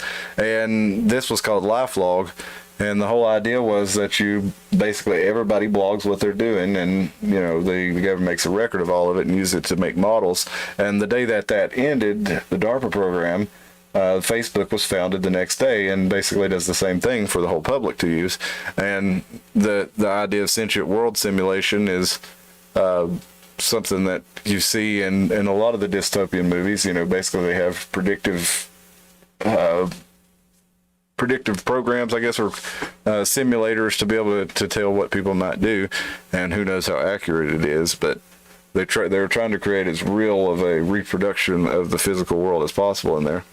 They made a double of any of us. It'd be like that one scene from RoboCop 2 where they give one of them sentient, and he just looks and takes his gun and yeah. That's when he starts shooting criminals in the pecker over and over again. Have you seen the parody of that? We'll show it to you. I could straight it over. There's a parody where that scene where he shoots that guy right in the right in the dick. I'm trying to censor myself. I'll actually sound better when I don't. Yeah, I think the guy right in the dick. But there's a parody that they made where like criminals keep coming out and he just keeps shooting each other. Yeah. Oh yeah. What was that? What movie was it? It's RoboCop. Was it? I just don't remember. The parody. The parody is RoboCop. Yeah. Okay. I was gonna say. No, I remember seeing that. I can't think what it was. Would also be considered our dystopic? Yeah. RoboCop's definitely dystopic. You got crime leading to the point that they have too many police officers dying, and they're bringing robots, and then the robots are determining what's a crime, especially if you see the remake of RoboCop. I think they did a pretty good job on it.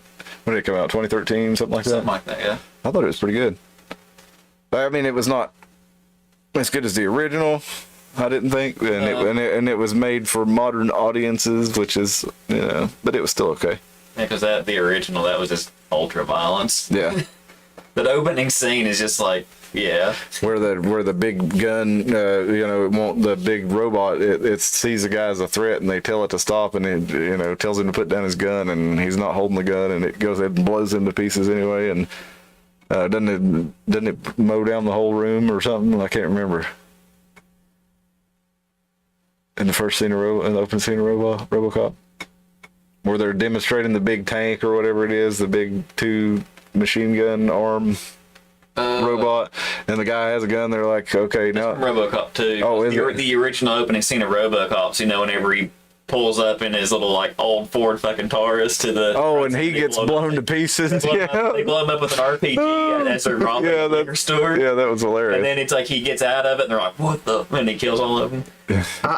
I'm pretty sure what I'm about to say is from the movie Darkman, but it might be from RoboCop. It's probably one of the worst movie deaths ever, and I don't know I've never seen it as one of the number 1 movie deaths ever. Because I think it's Darkman. The guy gets doused in some kind of chemicals, and then a car hits him, and he just explodes into green liquid. It's Darkman.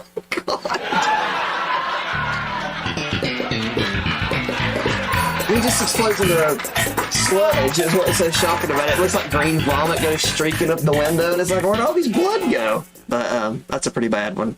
Yeah. Darkman's not dystopian, not that I remember anyway. I remember liking it when I was a kid, though. Runaway. There you go, with Gene Simmons and what's his face. That's pretty dystopian, where robots are keeping Tom everybody in Selleck. check. Yeah, that was a pretty fun one to watch. After you told me about that, I think it was Tom Selleck was like the main guy. Pretty sure it was Tom Selleck. They'd invent a police squad to take care of runaway robots. Yeah, and they're all just like kitchen units that just go rogue and start throwing knives at people. But it turns out in the end that there's some kind of a code that the company is feeding the robots to make them go haywire for. But it turns out, I mean, that's kind of a less thoughtful version of Blade Runner. Mm-hmm. Kind of. Well, it's almost like pre-Blade Runner is where I felt like the movie would fall. But one of the cooler ones that I forgot about was the DNA bullet. That Gene Simmons has that gun where the bullets are like the certain bullets they'll fire. They're only trained to go after certain people. Yeah, and then they have those now where they're like they'll only work for certain people. They pick up the gun, you'll have a chip in you. That's another thing from dystopic movies that's come to life. They have guns where it has to be your fingerprint before it can act. And of course, they're not, in widespread use or anything. But wasn't that in Demolition Man, where the guy he picked up the gun and tried to use it and it wouldn't fire because Wesley Snipes, he had to figure out how to bypass it to make it work for him. But then he could make it work and nobody else could make it work. So the security encryption actually worked against the good guys because the bad guy figured out a way to hack it, so the good guys, couldn't use any gun but the one that was attached to them. I got one more to hear. We're talking about pre-crime and Minority Report. No, Dustin, tell us about Minority Report. Not the porn. Horrible. Oh, my mouth's running wild with what it could be about. What do you think? You're banging those 3 oracles, man. That would be the porn. Yeah, but no, the name of it's Minority. It's got a lot of other things. It has to be porn. Go on, dude. Minority Reporn. So anyway, tell us about Minority Report, Justin. It's been a long time since I've watched it. I've forgotten a lot of it. But basically, there's like a big computer system that monitors everything and says you'll commit a crime at this time, because it goes by like all your everything, your inputs that you have. And you're like, oh, this person's going to commit a crime next week on Tuesday at 3 p.m. Mm-hmm. So before that, they come in and go ahead and arrest you for it. Well, but then whenever it turns, it's the bigger algorithm too, because it's not just taking into the individual person, it takes all of the people into the equation. And so one of the reasons they knew that this guy was going to off his wife is because it knew about the affair before he ever did, because it was watching the affair happen.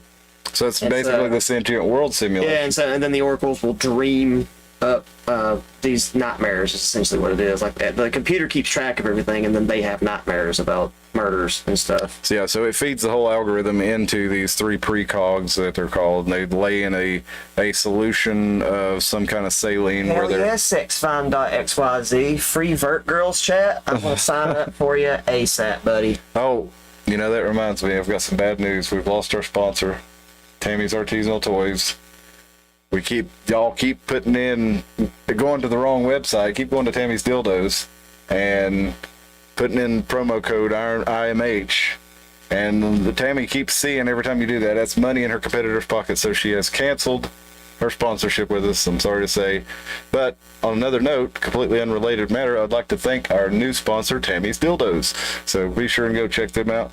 But back when we get back into Minority Report, jumps off the silver screen. Hear this story from Forbes from 2018, the future of policing using pre-crime technology. When it comes to today's technology, science fiction rarely remains fiction long. Ain't that the truth? Technology has revolutionized parts of our daily lives, from healthcare to transportation. Apps on our phone track our fitness and summon Uber rides. With pre-crime technology, law enforcement is poised to leap into the 21st century with data-driven and predictive policing. So basically, exactly the same thing that we saw in the movie, without the precogs. The AI is just the precog.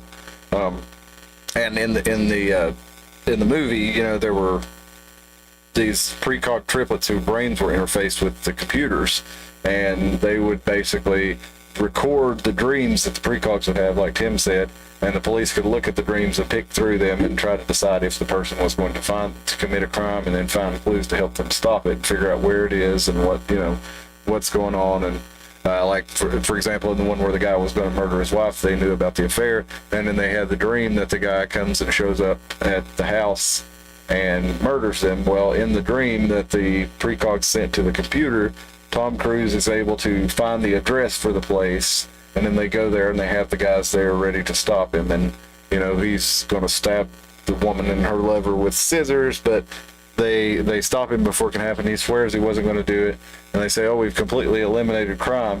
Until one crime does happen, we've completely eliminated murder, but then a murder does happen, and it turns out the people who run the system actually framed Tom Cruise's character for the murder, using a technicality within the system to basically implant a memory into the precogs. Getting some mic feedback, are we? Well, I don't know what might have happened because we've not changed anything. See if there's anything different here. Maybe I'm too close to it. Yeah. Thanks, Alvin. Sorry about that. Appreciate the heads up. But this goes on to say data, not psychic energy, drives today's pre-crime technology. Well, back then in that movie, the data did drive it, even though they did use the precogs, and it's almost like that was to throw you off from what was really happening. But like I've said, I kind of think sometimes they put this stuff out there and make it accessible to us and make it part of the culture, so that when it happens, if you try to tell somebody, like just imagine if you tried to tell somebody what happened over the last 2 years, they would say, oh yeah, I saw that movie V for Vendetta, you know, or yeah, that's like in that movie 1984, or yeah, that's like in that movie The Terminator, you know, they got that from Terminator. Never mind that all these movies are based on real ideas that people have had, and real directions that they want to take society, and real power that people want to have over us. They try to say that the movies aren't predictive programming, and yet you're going to tell me they made Jaws, and then people started getting bit by sharks, and you don't think that doesn't mean that predictive programming? But people didn't really even get bit by sharks, though, and there were the people stayed away from the beaches. They were afraid to go, like the Atlantic City and a lot of the beach resort towns, like had a huge reduction in their revenue, and they were like, you got to stop making movies like this because nobody's going to come swim with the ocean. We're going to go broke over here. So that's when they made Tremors to get people to get off land. Now, Alvin, so we got pre-crime technology in action. This is in Hartford, Connecticut. Sorry, Alvin, I'm going to get to your article that you met here in just a minute. I'm trying to finish up. This is an article. This is something we could talk about literally all night. We can sit here and talk about dystopic movies and novels. So I also want to try to get some of this stuff in here. Hartford, Connecticut implemented a system of pre-crime technology to keep watch over citizens. Again, this happened 4 years ago. surveillance software and surveillance cameras, as well as a network of drones. For constant surveillance, software analyzes footage in real time to determine patterns. Remember, I told you this is what they're going to do on the smart poles eventually. Guarantee it. That's what the World Economic Forum is wanting to do. They're copying what we just looked at in China with the Skynet system. They're wanting to do that they've got a pilots program right now for 36 cities, including Chattanooga, Tennessee, where they're putting in exactly systems like this. Now, this is 4 years ago. Foot traffic is a particular house could indicate a location for drug deals. So you'll see you got a lot of company, then you're automatically a drug dealer. That's putting you under suspicion. They're going to come and start watching you. Like you automatically have the right to watch me and start tracking who's coming and going from my house because your camera sees a lot of people coming and going. Maybe I'm just a popular dude. It says their system doesn't include facial recognition yet, but it's 4 years ago, and it says the equipment could incorporate this in the future. And it says it also doesn't store information for outside entities. Yeah, right. So it basically goes on to explain how they're going to try to get ahead of criminals, basically, by watching everybody all the time. They're tired of waiting until a crime is committed. They're ready to watch everybody all the time. And that's not to stop somebody from taking your purse or knocking you out on the subway, because obviously they're not stopping that from happening.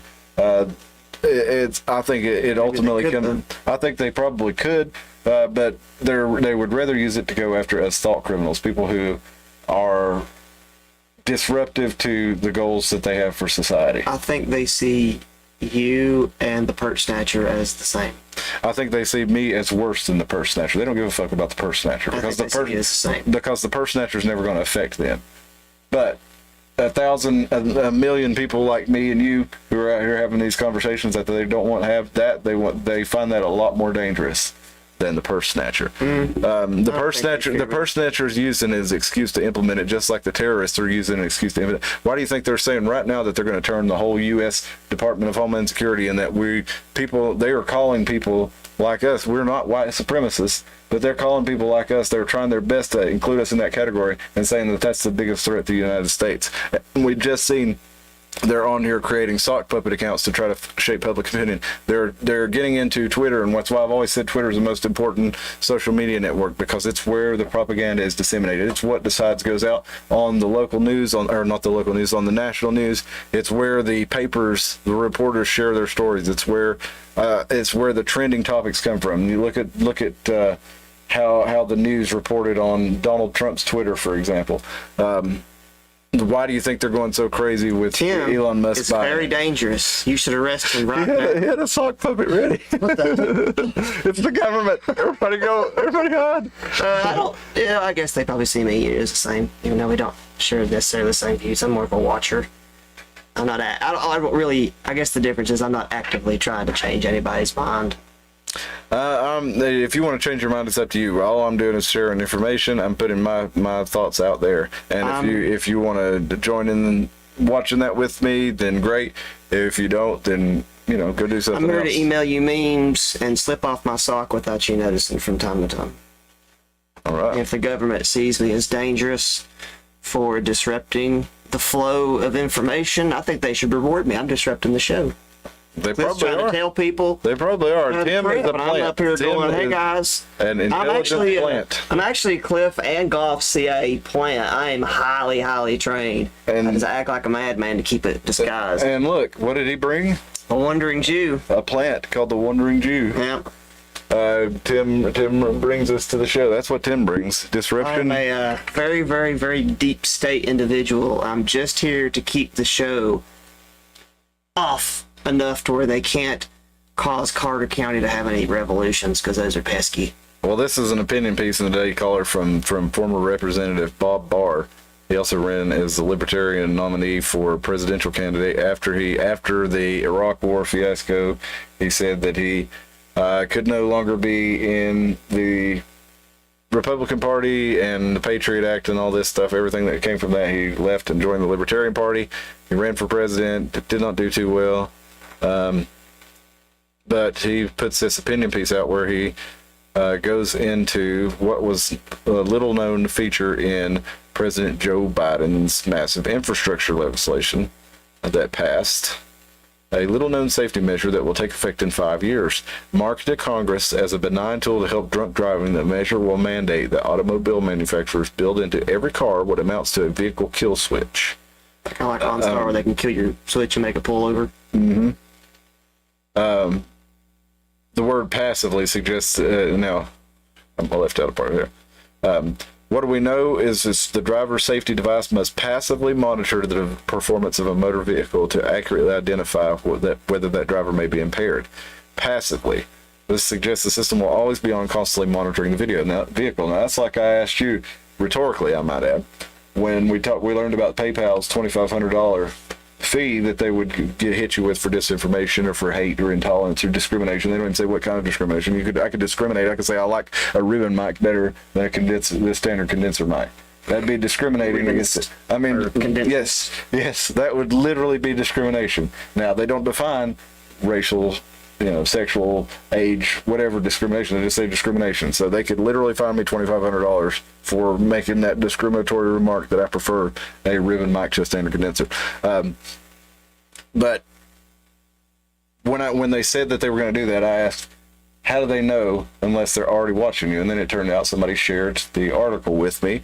And again, there was a rhetorical question because I pretty much knew it was something like this, although I didn't know the exact mechanism. The ADL is monitoring. Working partnering with PayPal. They started partnering with them in 2021 to monitor all their accounts, and they basically track your email and track any social media presence you may have and look for you putting out disinformation, misinformation, slurs, hate, discrimination, anything like that. Anything they can use to hit you with that $2,500 fine, they're always already watching you. And that was the point of asking the rhetorical questions. How do you think they're going to implement this unless they're already watching you? And they are passively. But they're watching you, just like all this stuff, just like the Senate World Simulation, just like the pre-crime, just like Big Brother. Now in Big Brother, they remember Winston didn't do his toe touches right. The lady had to actually tell him, okay, brothers, I want you to reach higher and bend all the way over and touch your toes, because she was monitoring this his morning exercise. But now they don't even have to have that manpower or woman power watching you while you do it. They have a computer scanning you all the time, and it's going to hit you with a red flag. Ding, ding, ding, ding, ding, ding, ding. This guy's not doing his thing right. This guy's not following what he's supposed to be doing. So and then they can intervene. So they only have to have a few people, human beings, running it, or they can even have an algorithm or a bot that's already pre-programmed to correct you for whatever your mistake is. Oh God, algorithm. Get it, algorithm. He did invent the internet. Oh my God, if we get Al Gore playing the drums, you get algorithm. Oh my God. Funk band, algorithm. Yeah. I'll find another one of data mining. Big on, dog tail. From Star Trek with the pickaxe, data mining. Sorry, this is stuff for your crayon app later on if you want to try those. Oh, that actually would be good. Al Gore. Yeah. That's a great name for a parody band. Big on, dog care. I was trying to remember what he actually says. Densify it on the Gore and put algorithm and be a grindcore band. I'm cool with that. Have them all dressed up like dark versions of Al Gore, and the like instead of like real growly sort of vocals, it could be like a monotone voice he does. And death and despair. And I, as the inventor of the internet, will be the drummer in this band. You could do the music, and you could use that stupid book of poetry he wrote as the lyrics. And I'm not saying it's a stupid book of poetry because it's all about environmental stuff. I'm actually a pretty big geek when it comes to wanting to save the environment. I just think Al Gore is a tool and he's stupid. I'm fine with not polluting the environment, but I'm not fine with lying about what the pollutants are. And I think it's just another classic example of people take a good thing and then you give it a shitty avatar. Yep. But I wanted to show you that the future of policing using pre-crime been active in Hartford, Connecticut, and many other places. I'm sure by now that was, like I said, 4 years old. you're saying the thing with the car monitoring. It's like, what if the person's just a real shitty driver? Yeah. Will it turn their car up if they're driving too good? That's what I'm saying. Or is it just going to slam it off? Yeah. Al Gore was born exactly 9 months after the Roswell landing. How about that? Coincidence? I think not. Your genes are... Libertarians working hard to leave you alone. That's right. All right, way to go, Tim. He also says, probably on your sock puppet account there. But I also want to show you this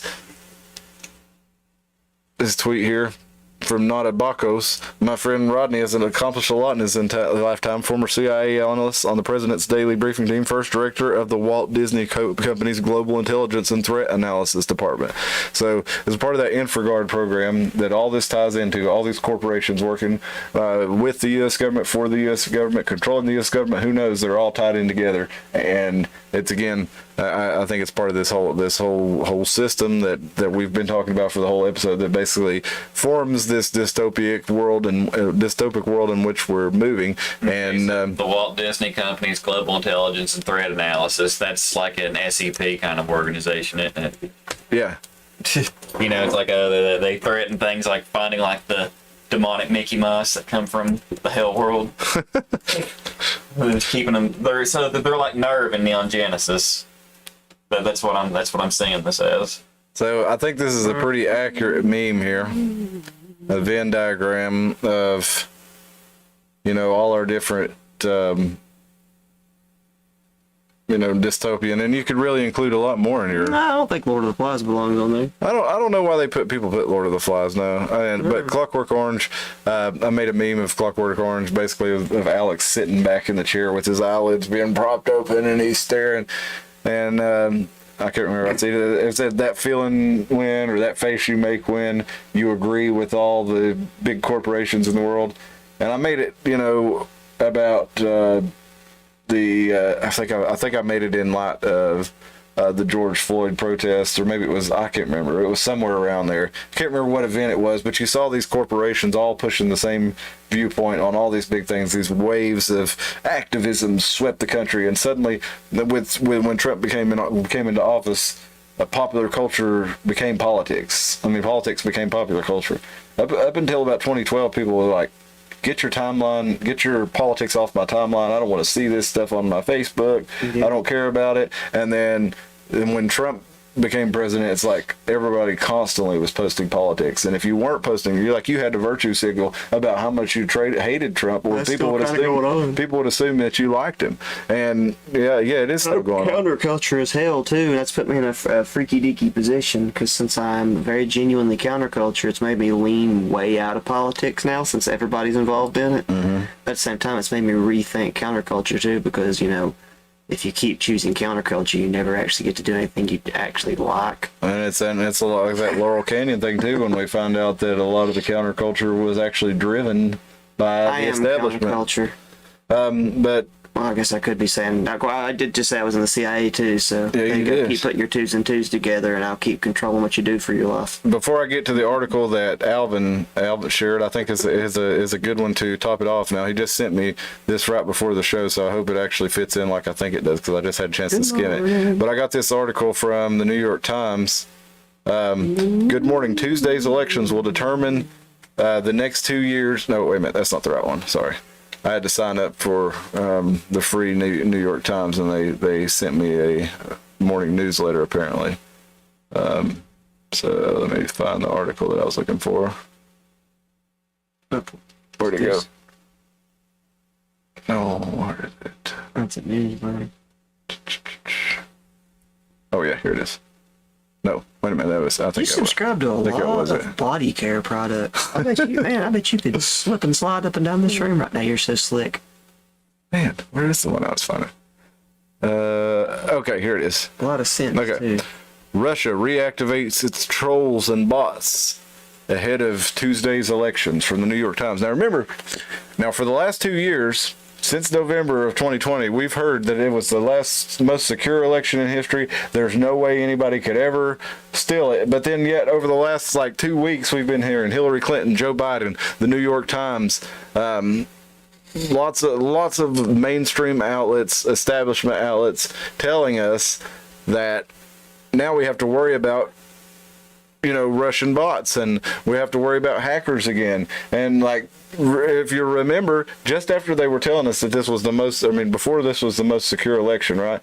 2016, they were saying, oh, well, Trump, was helped by $100,000 worth of Facebook ads that some Russians put out there, and that was enough to win the election for him. Even though Hillary Clinton spent $2 billion, and Trump spent like a quarter of that, this $100,000 that these Russian sites put on Facebook, that was enough to steal the election, right?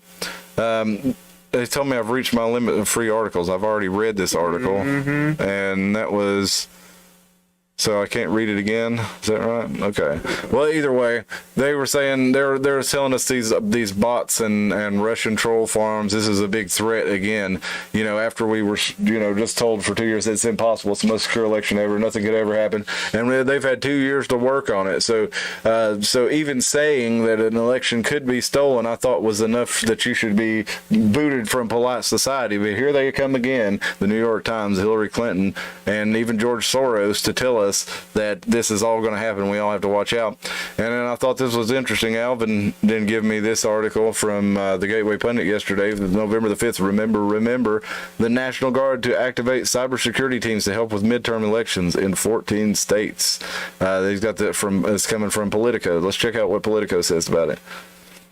The move is part of a wider effort to ensure the midterms. And the only reason I did that, Alvin, I like Gateway Pundit. They do some good stories, but they really editorialize. I want to be that one to editorialize. I want to be the one to call Hillary Clinton a fat twat, not the... Oh, I shouldn't have said that. But whatever it is that you want... Shamer. Yeah, whatever you want to call her, I want to be the one to call her that, not Gateway Pundit. And they do a lot of the name gaming there, and they do a lot of the name calling already. I don't like that. I'd rather do that myself. I think it's funny that Jake Paul keeps knocking out old MMA fighters. Keep going.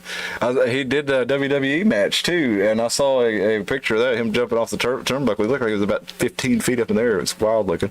The National Guard to offer help midterm elections to cybersecurity help. Part of a wider effort to ensure the midterms are secure from cybersecurity threats. Now it says they're going to be in 14 states and part of a wider effort to ensure the midterms are secure from cybersecurity threats, which have loomed large in recent years since Russian interference operations in 2016. But the 2020 was the most secure. Everybody say it with me. 2020, guys, 2020 was the most secure election in U.S. history. You guys didn't say it with me. What are you, some kind of thought criminals? Yeah, all hands on deck. Google any more feed? I'm not giving them an excuse to take me out. All hands on deck. The support ahead during and after the midterms elections, and they're also saying things like Biden said, "Now, guys, we shouldn't expect all these to be. We gotta wait. It's gonna take weeks. It could take months, years to determine who the winner is." No, he didn't really say that, but he did say it's gonna take days. And he said, "Just like it always has." Like, no, just like it always hasn't. That was a recent thing, but it started taking days. But the support ahead. It did take 2 weeks during the Al Gore Bush one to get worked out. That was a little different, but yeah, it did. Home now can hear you good. I'm glad you're home, Spill. Yeah, and it was like hanging Chad, pregnant Chad. Yeah, the whole new version of Chad in our lexicon. But let's go to federal involvement. We're looking at 38 units within the National Guard operating over 2,200 personnel to support state and local elections. And the federal involvement, National Guards will work and receive security updates from the Cybersecurity and Infrastructure Agency. So basically, here's the part that gets me. Like, instead of like having a computer voting machine that's not connected to the internet that just collects the ballots, and then somebody on site, goes and looks at the computer and reads it and then sends their total electronically. Now we have to have everyone hooked up to the internet so the cybersecurity can monitor it, right? Mm-hmm. So if it weren't hooked up so where it could be monitored, nobody could even breach it because it wouldn't be hooked to the internet. Do you see where I'm going here? So the feds are going to hook it up with CISA, a new infrastructure. It was created under Donald Trump in 2018 to tasked with protecting election infrastructure against cyber threats, which there should be no cyber threats. It shouldn't be connected to anything in order for there to be a threat.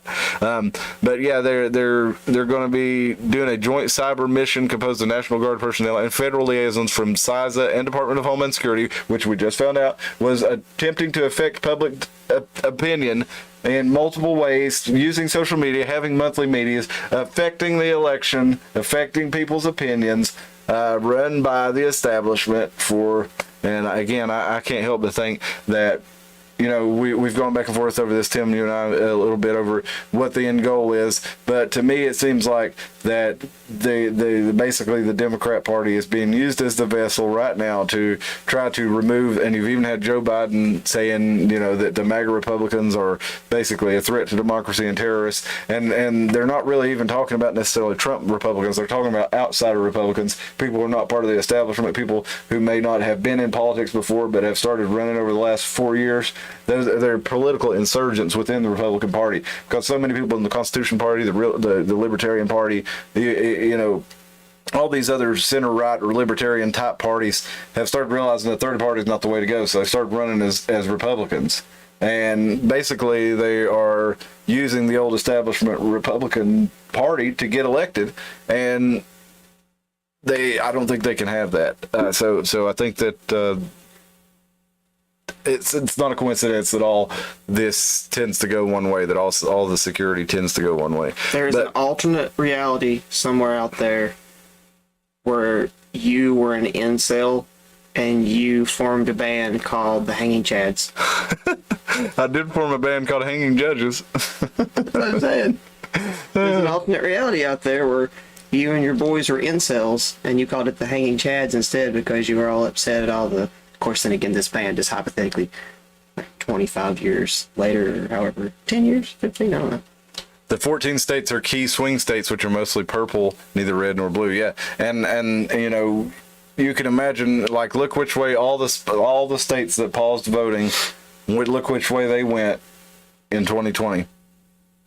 You know, which it was the most secure election in U.S. history. Okay. But yeah, it's I'm sure it'll be a big you know, roadblock to the agenda. Not that it would be to get, you know, moderate Republicans or establishment Republicans. They work right along with them, and they send billions of dollars of money to Ukraine. But if you get a bunch of like guys like me running on a Republican ticket, the establishment don't want that. I can promise you that. They would definitely want me to run. There's no way in hell I'm going to get elected. No, I'm just saying. They don't want you. They don't want you getting elected, Tim. They might want you running. I'd run the county into the ground. They might not want you running, but they don't want you to get elected. My stance would be, I kind of suck at math. Vote for me. Hey, I'd rather have that than some guy who thinks he's a genius and smart at math and thinks that 4 people vote for me. Thinks that on account of that they have enough of they have enough of an advantage of me in terms of intelligence to be able to tell me how to live. Just as in, we saw what happens. You know, you saw the meme, like, or the infographic, what the hell do you want to call it, picture. It says, you know, why should we be listening to politicians? We should let scientists make the rules for a change. Well, we saw what happened when the scientists make the rules for the last 2 years, and really a lot of scientists have been making the rules for the last 20 years, and that's how we're getting into these situations where Sri Lanka is, you know, not growing enough food to survive, where, you know, they're wanting to shut down the farming in the Netherlands, and, you know, with everything to do with the pandemic and all the restrictions that came from that. Yeah, no thanks. No scientist rule for me. No technocracy for me. I appreciate it. Y'all keep that to yourself. Keep it in your dystopian movies that I like to read, that I like to watch, but I don't want to live it. And so you keep your Skynet, you can keep your pre-crime, you can keep your Android servants, you can keep your Neuralink, Elon Musk. Yeah, that's about where I'm at on it. A good brown gravy can make or break your mashed potatoes. Yeah, I'm not a big fan of white gravy on mashed potatoes. Why in the hell does Bojangles, who has great mashed potatoes. They have great chicken. Why do they put sausage gravy on the mashed potatoes? Because it's faux Louisiana. Do they do that in Louisiana? I never had it. I will tell you. And Popeyes puts pickles in the coleslaw. Don't do that either. Yeah, they keep saying, I never understood Popeyes. Love that chicken for Popeyes. And the spokeswoman has like a Chicago accent. It's like, can you get, like, I guess because real, you probably wouldn't understand the real Cajun lady that cooks that good. New Orleans, despite being one of the scariest places you can go, and that's just a fact. It's one of the only cities out there that just kind of embraces the fact that it looks dangerous. Like, it just looks sketchy. Best food. It's a great place to eat. Everything down there is really good. Can you imagine if, like, instead of, I got this idea from the Skull King. Can you imagine instead of a hibachi chef, it's a black Cajun guy cooking up stuff and telling you jokes and stories? Imagine, like, Eddie Griffin playing a character doing that. Cajun or white, though. Huh? Typically, Cajun's white. It's French. Oh, yeah. Okay, well, Creole is maybe what I'm Creole. thinking of. Well, yeah, I think that actually would be correct because as soon as you said black guy Cajun, I had to correct it in my head because as soon as you said that, I was like, it always looks like the guy from Waterboy. I don't know what about. He'd be up there flipping shrimp up there, like, what the hell is he telling a story about? Like, I heard school bus. And then he ends every story with, that one time the Mud Dogs almost won the Mud Bowl, or whatever it was. And Bobby Boucher showed up at halftime. Oh, man. Well, you know, there's a lot of tenets from all the dystopian movies that are out there that are parts of our real lives now, and they were, you know, the seeds were planted back in the days before those movies were made. That's the whole reason that the movies were probably made, either whether or not it was to warn us or whether it was to predictively program us and have us accept it, or whether it was to get us used to the idea so that we would dismiss it, kind of like, you know, the whole idea of conspiracy theory. You call anything that would involve wrongdoings by somebody, you call it a conspiracy theory, and then everybody makes fun of you for even bringing it up and saying, now people are, well, I don't want to be conspiratorial, but anytime they say something. Alvin says, simple question, what has changed since 2020 in terms of laws, rules, or regulations? I don't know, but Pennsylvania, the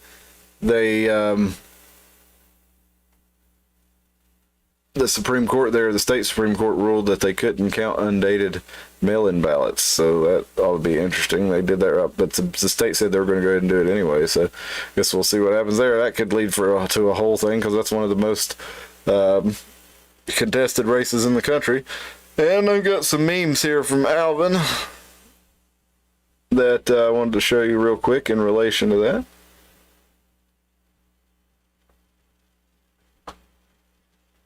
What is love? Oh, I don't know. Voting for the lesser of two evils is still voting for evil. And I agree, but at the same time, like I've said, if you got one guy that tells me he's going to chop my pinky off, and you got another guy that says he's going to chop my wiener off, I'll say take my pinky. I'm going to vote for that lesser of two evils. It's not really a vote at that point. Well, exactly. But no matter who you vote for, you're still stuck on his island. That's true too. On Gilligan's? Well, might vote Gilligan. I would definitely vote for Mary Ann. Voting, do you really think they'd let you do it if it made a difference?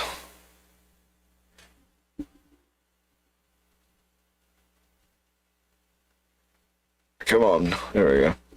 Speaking of Fight Club, I didn't know that was Edward Scissorhands. that's quite a political system you got there, bub. Everything, the Democrats do everything wrong, the Republicans do nothing right. Yep. They always said the Democrats are the evil party and the Republicans the stupid party, but you could say that about either of them. Well, they ebb and flow. Yeah. Troublemakers. Cancel culture equals counterculture.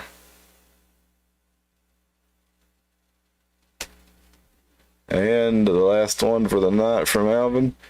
If you've ever wondered if you would have complied in 1930s Germany, now you know. Yeah, I was having that talk with my daughter about, you know, how easy it is to virtue signal about things in the past. Now you're like, everybody now is like, oh, obviously if I had lived in 1864, I wouldn't have Hitler Youth. I wouldn't have owned slaves. You know, it's like, well, actually, you would have been the minority if you would have been against it at the time. Just like in Germany, if you had stood up and you want to be the guy doing the Nazi salute, or you want to be the guy standing there not doing anything. Everybody wants to be the guy in the picture who resisted. You think you do? Well, at that point in time, that's probably the hardest position. That's what I'm saying. Everybody really wants to. Everybody thinks that they would be that guy, but in reality, they think they could be the Tiananmen man. But most people are not the Tiananmen Square. What did you do when they told you to put a mask on? What did you do when they told you to, kneel for George Floyd? What did you do when they told you to stand for Ukraine?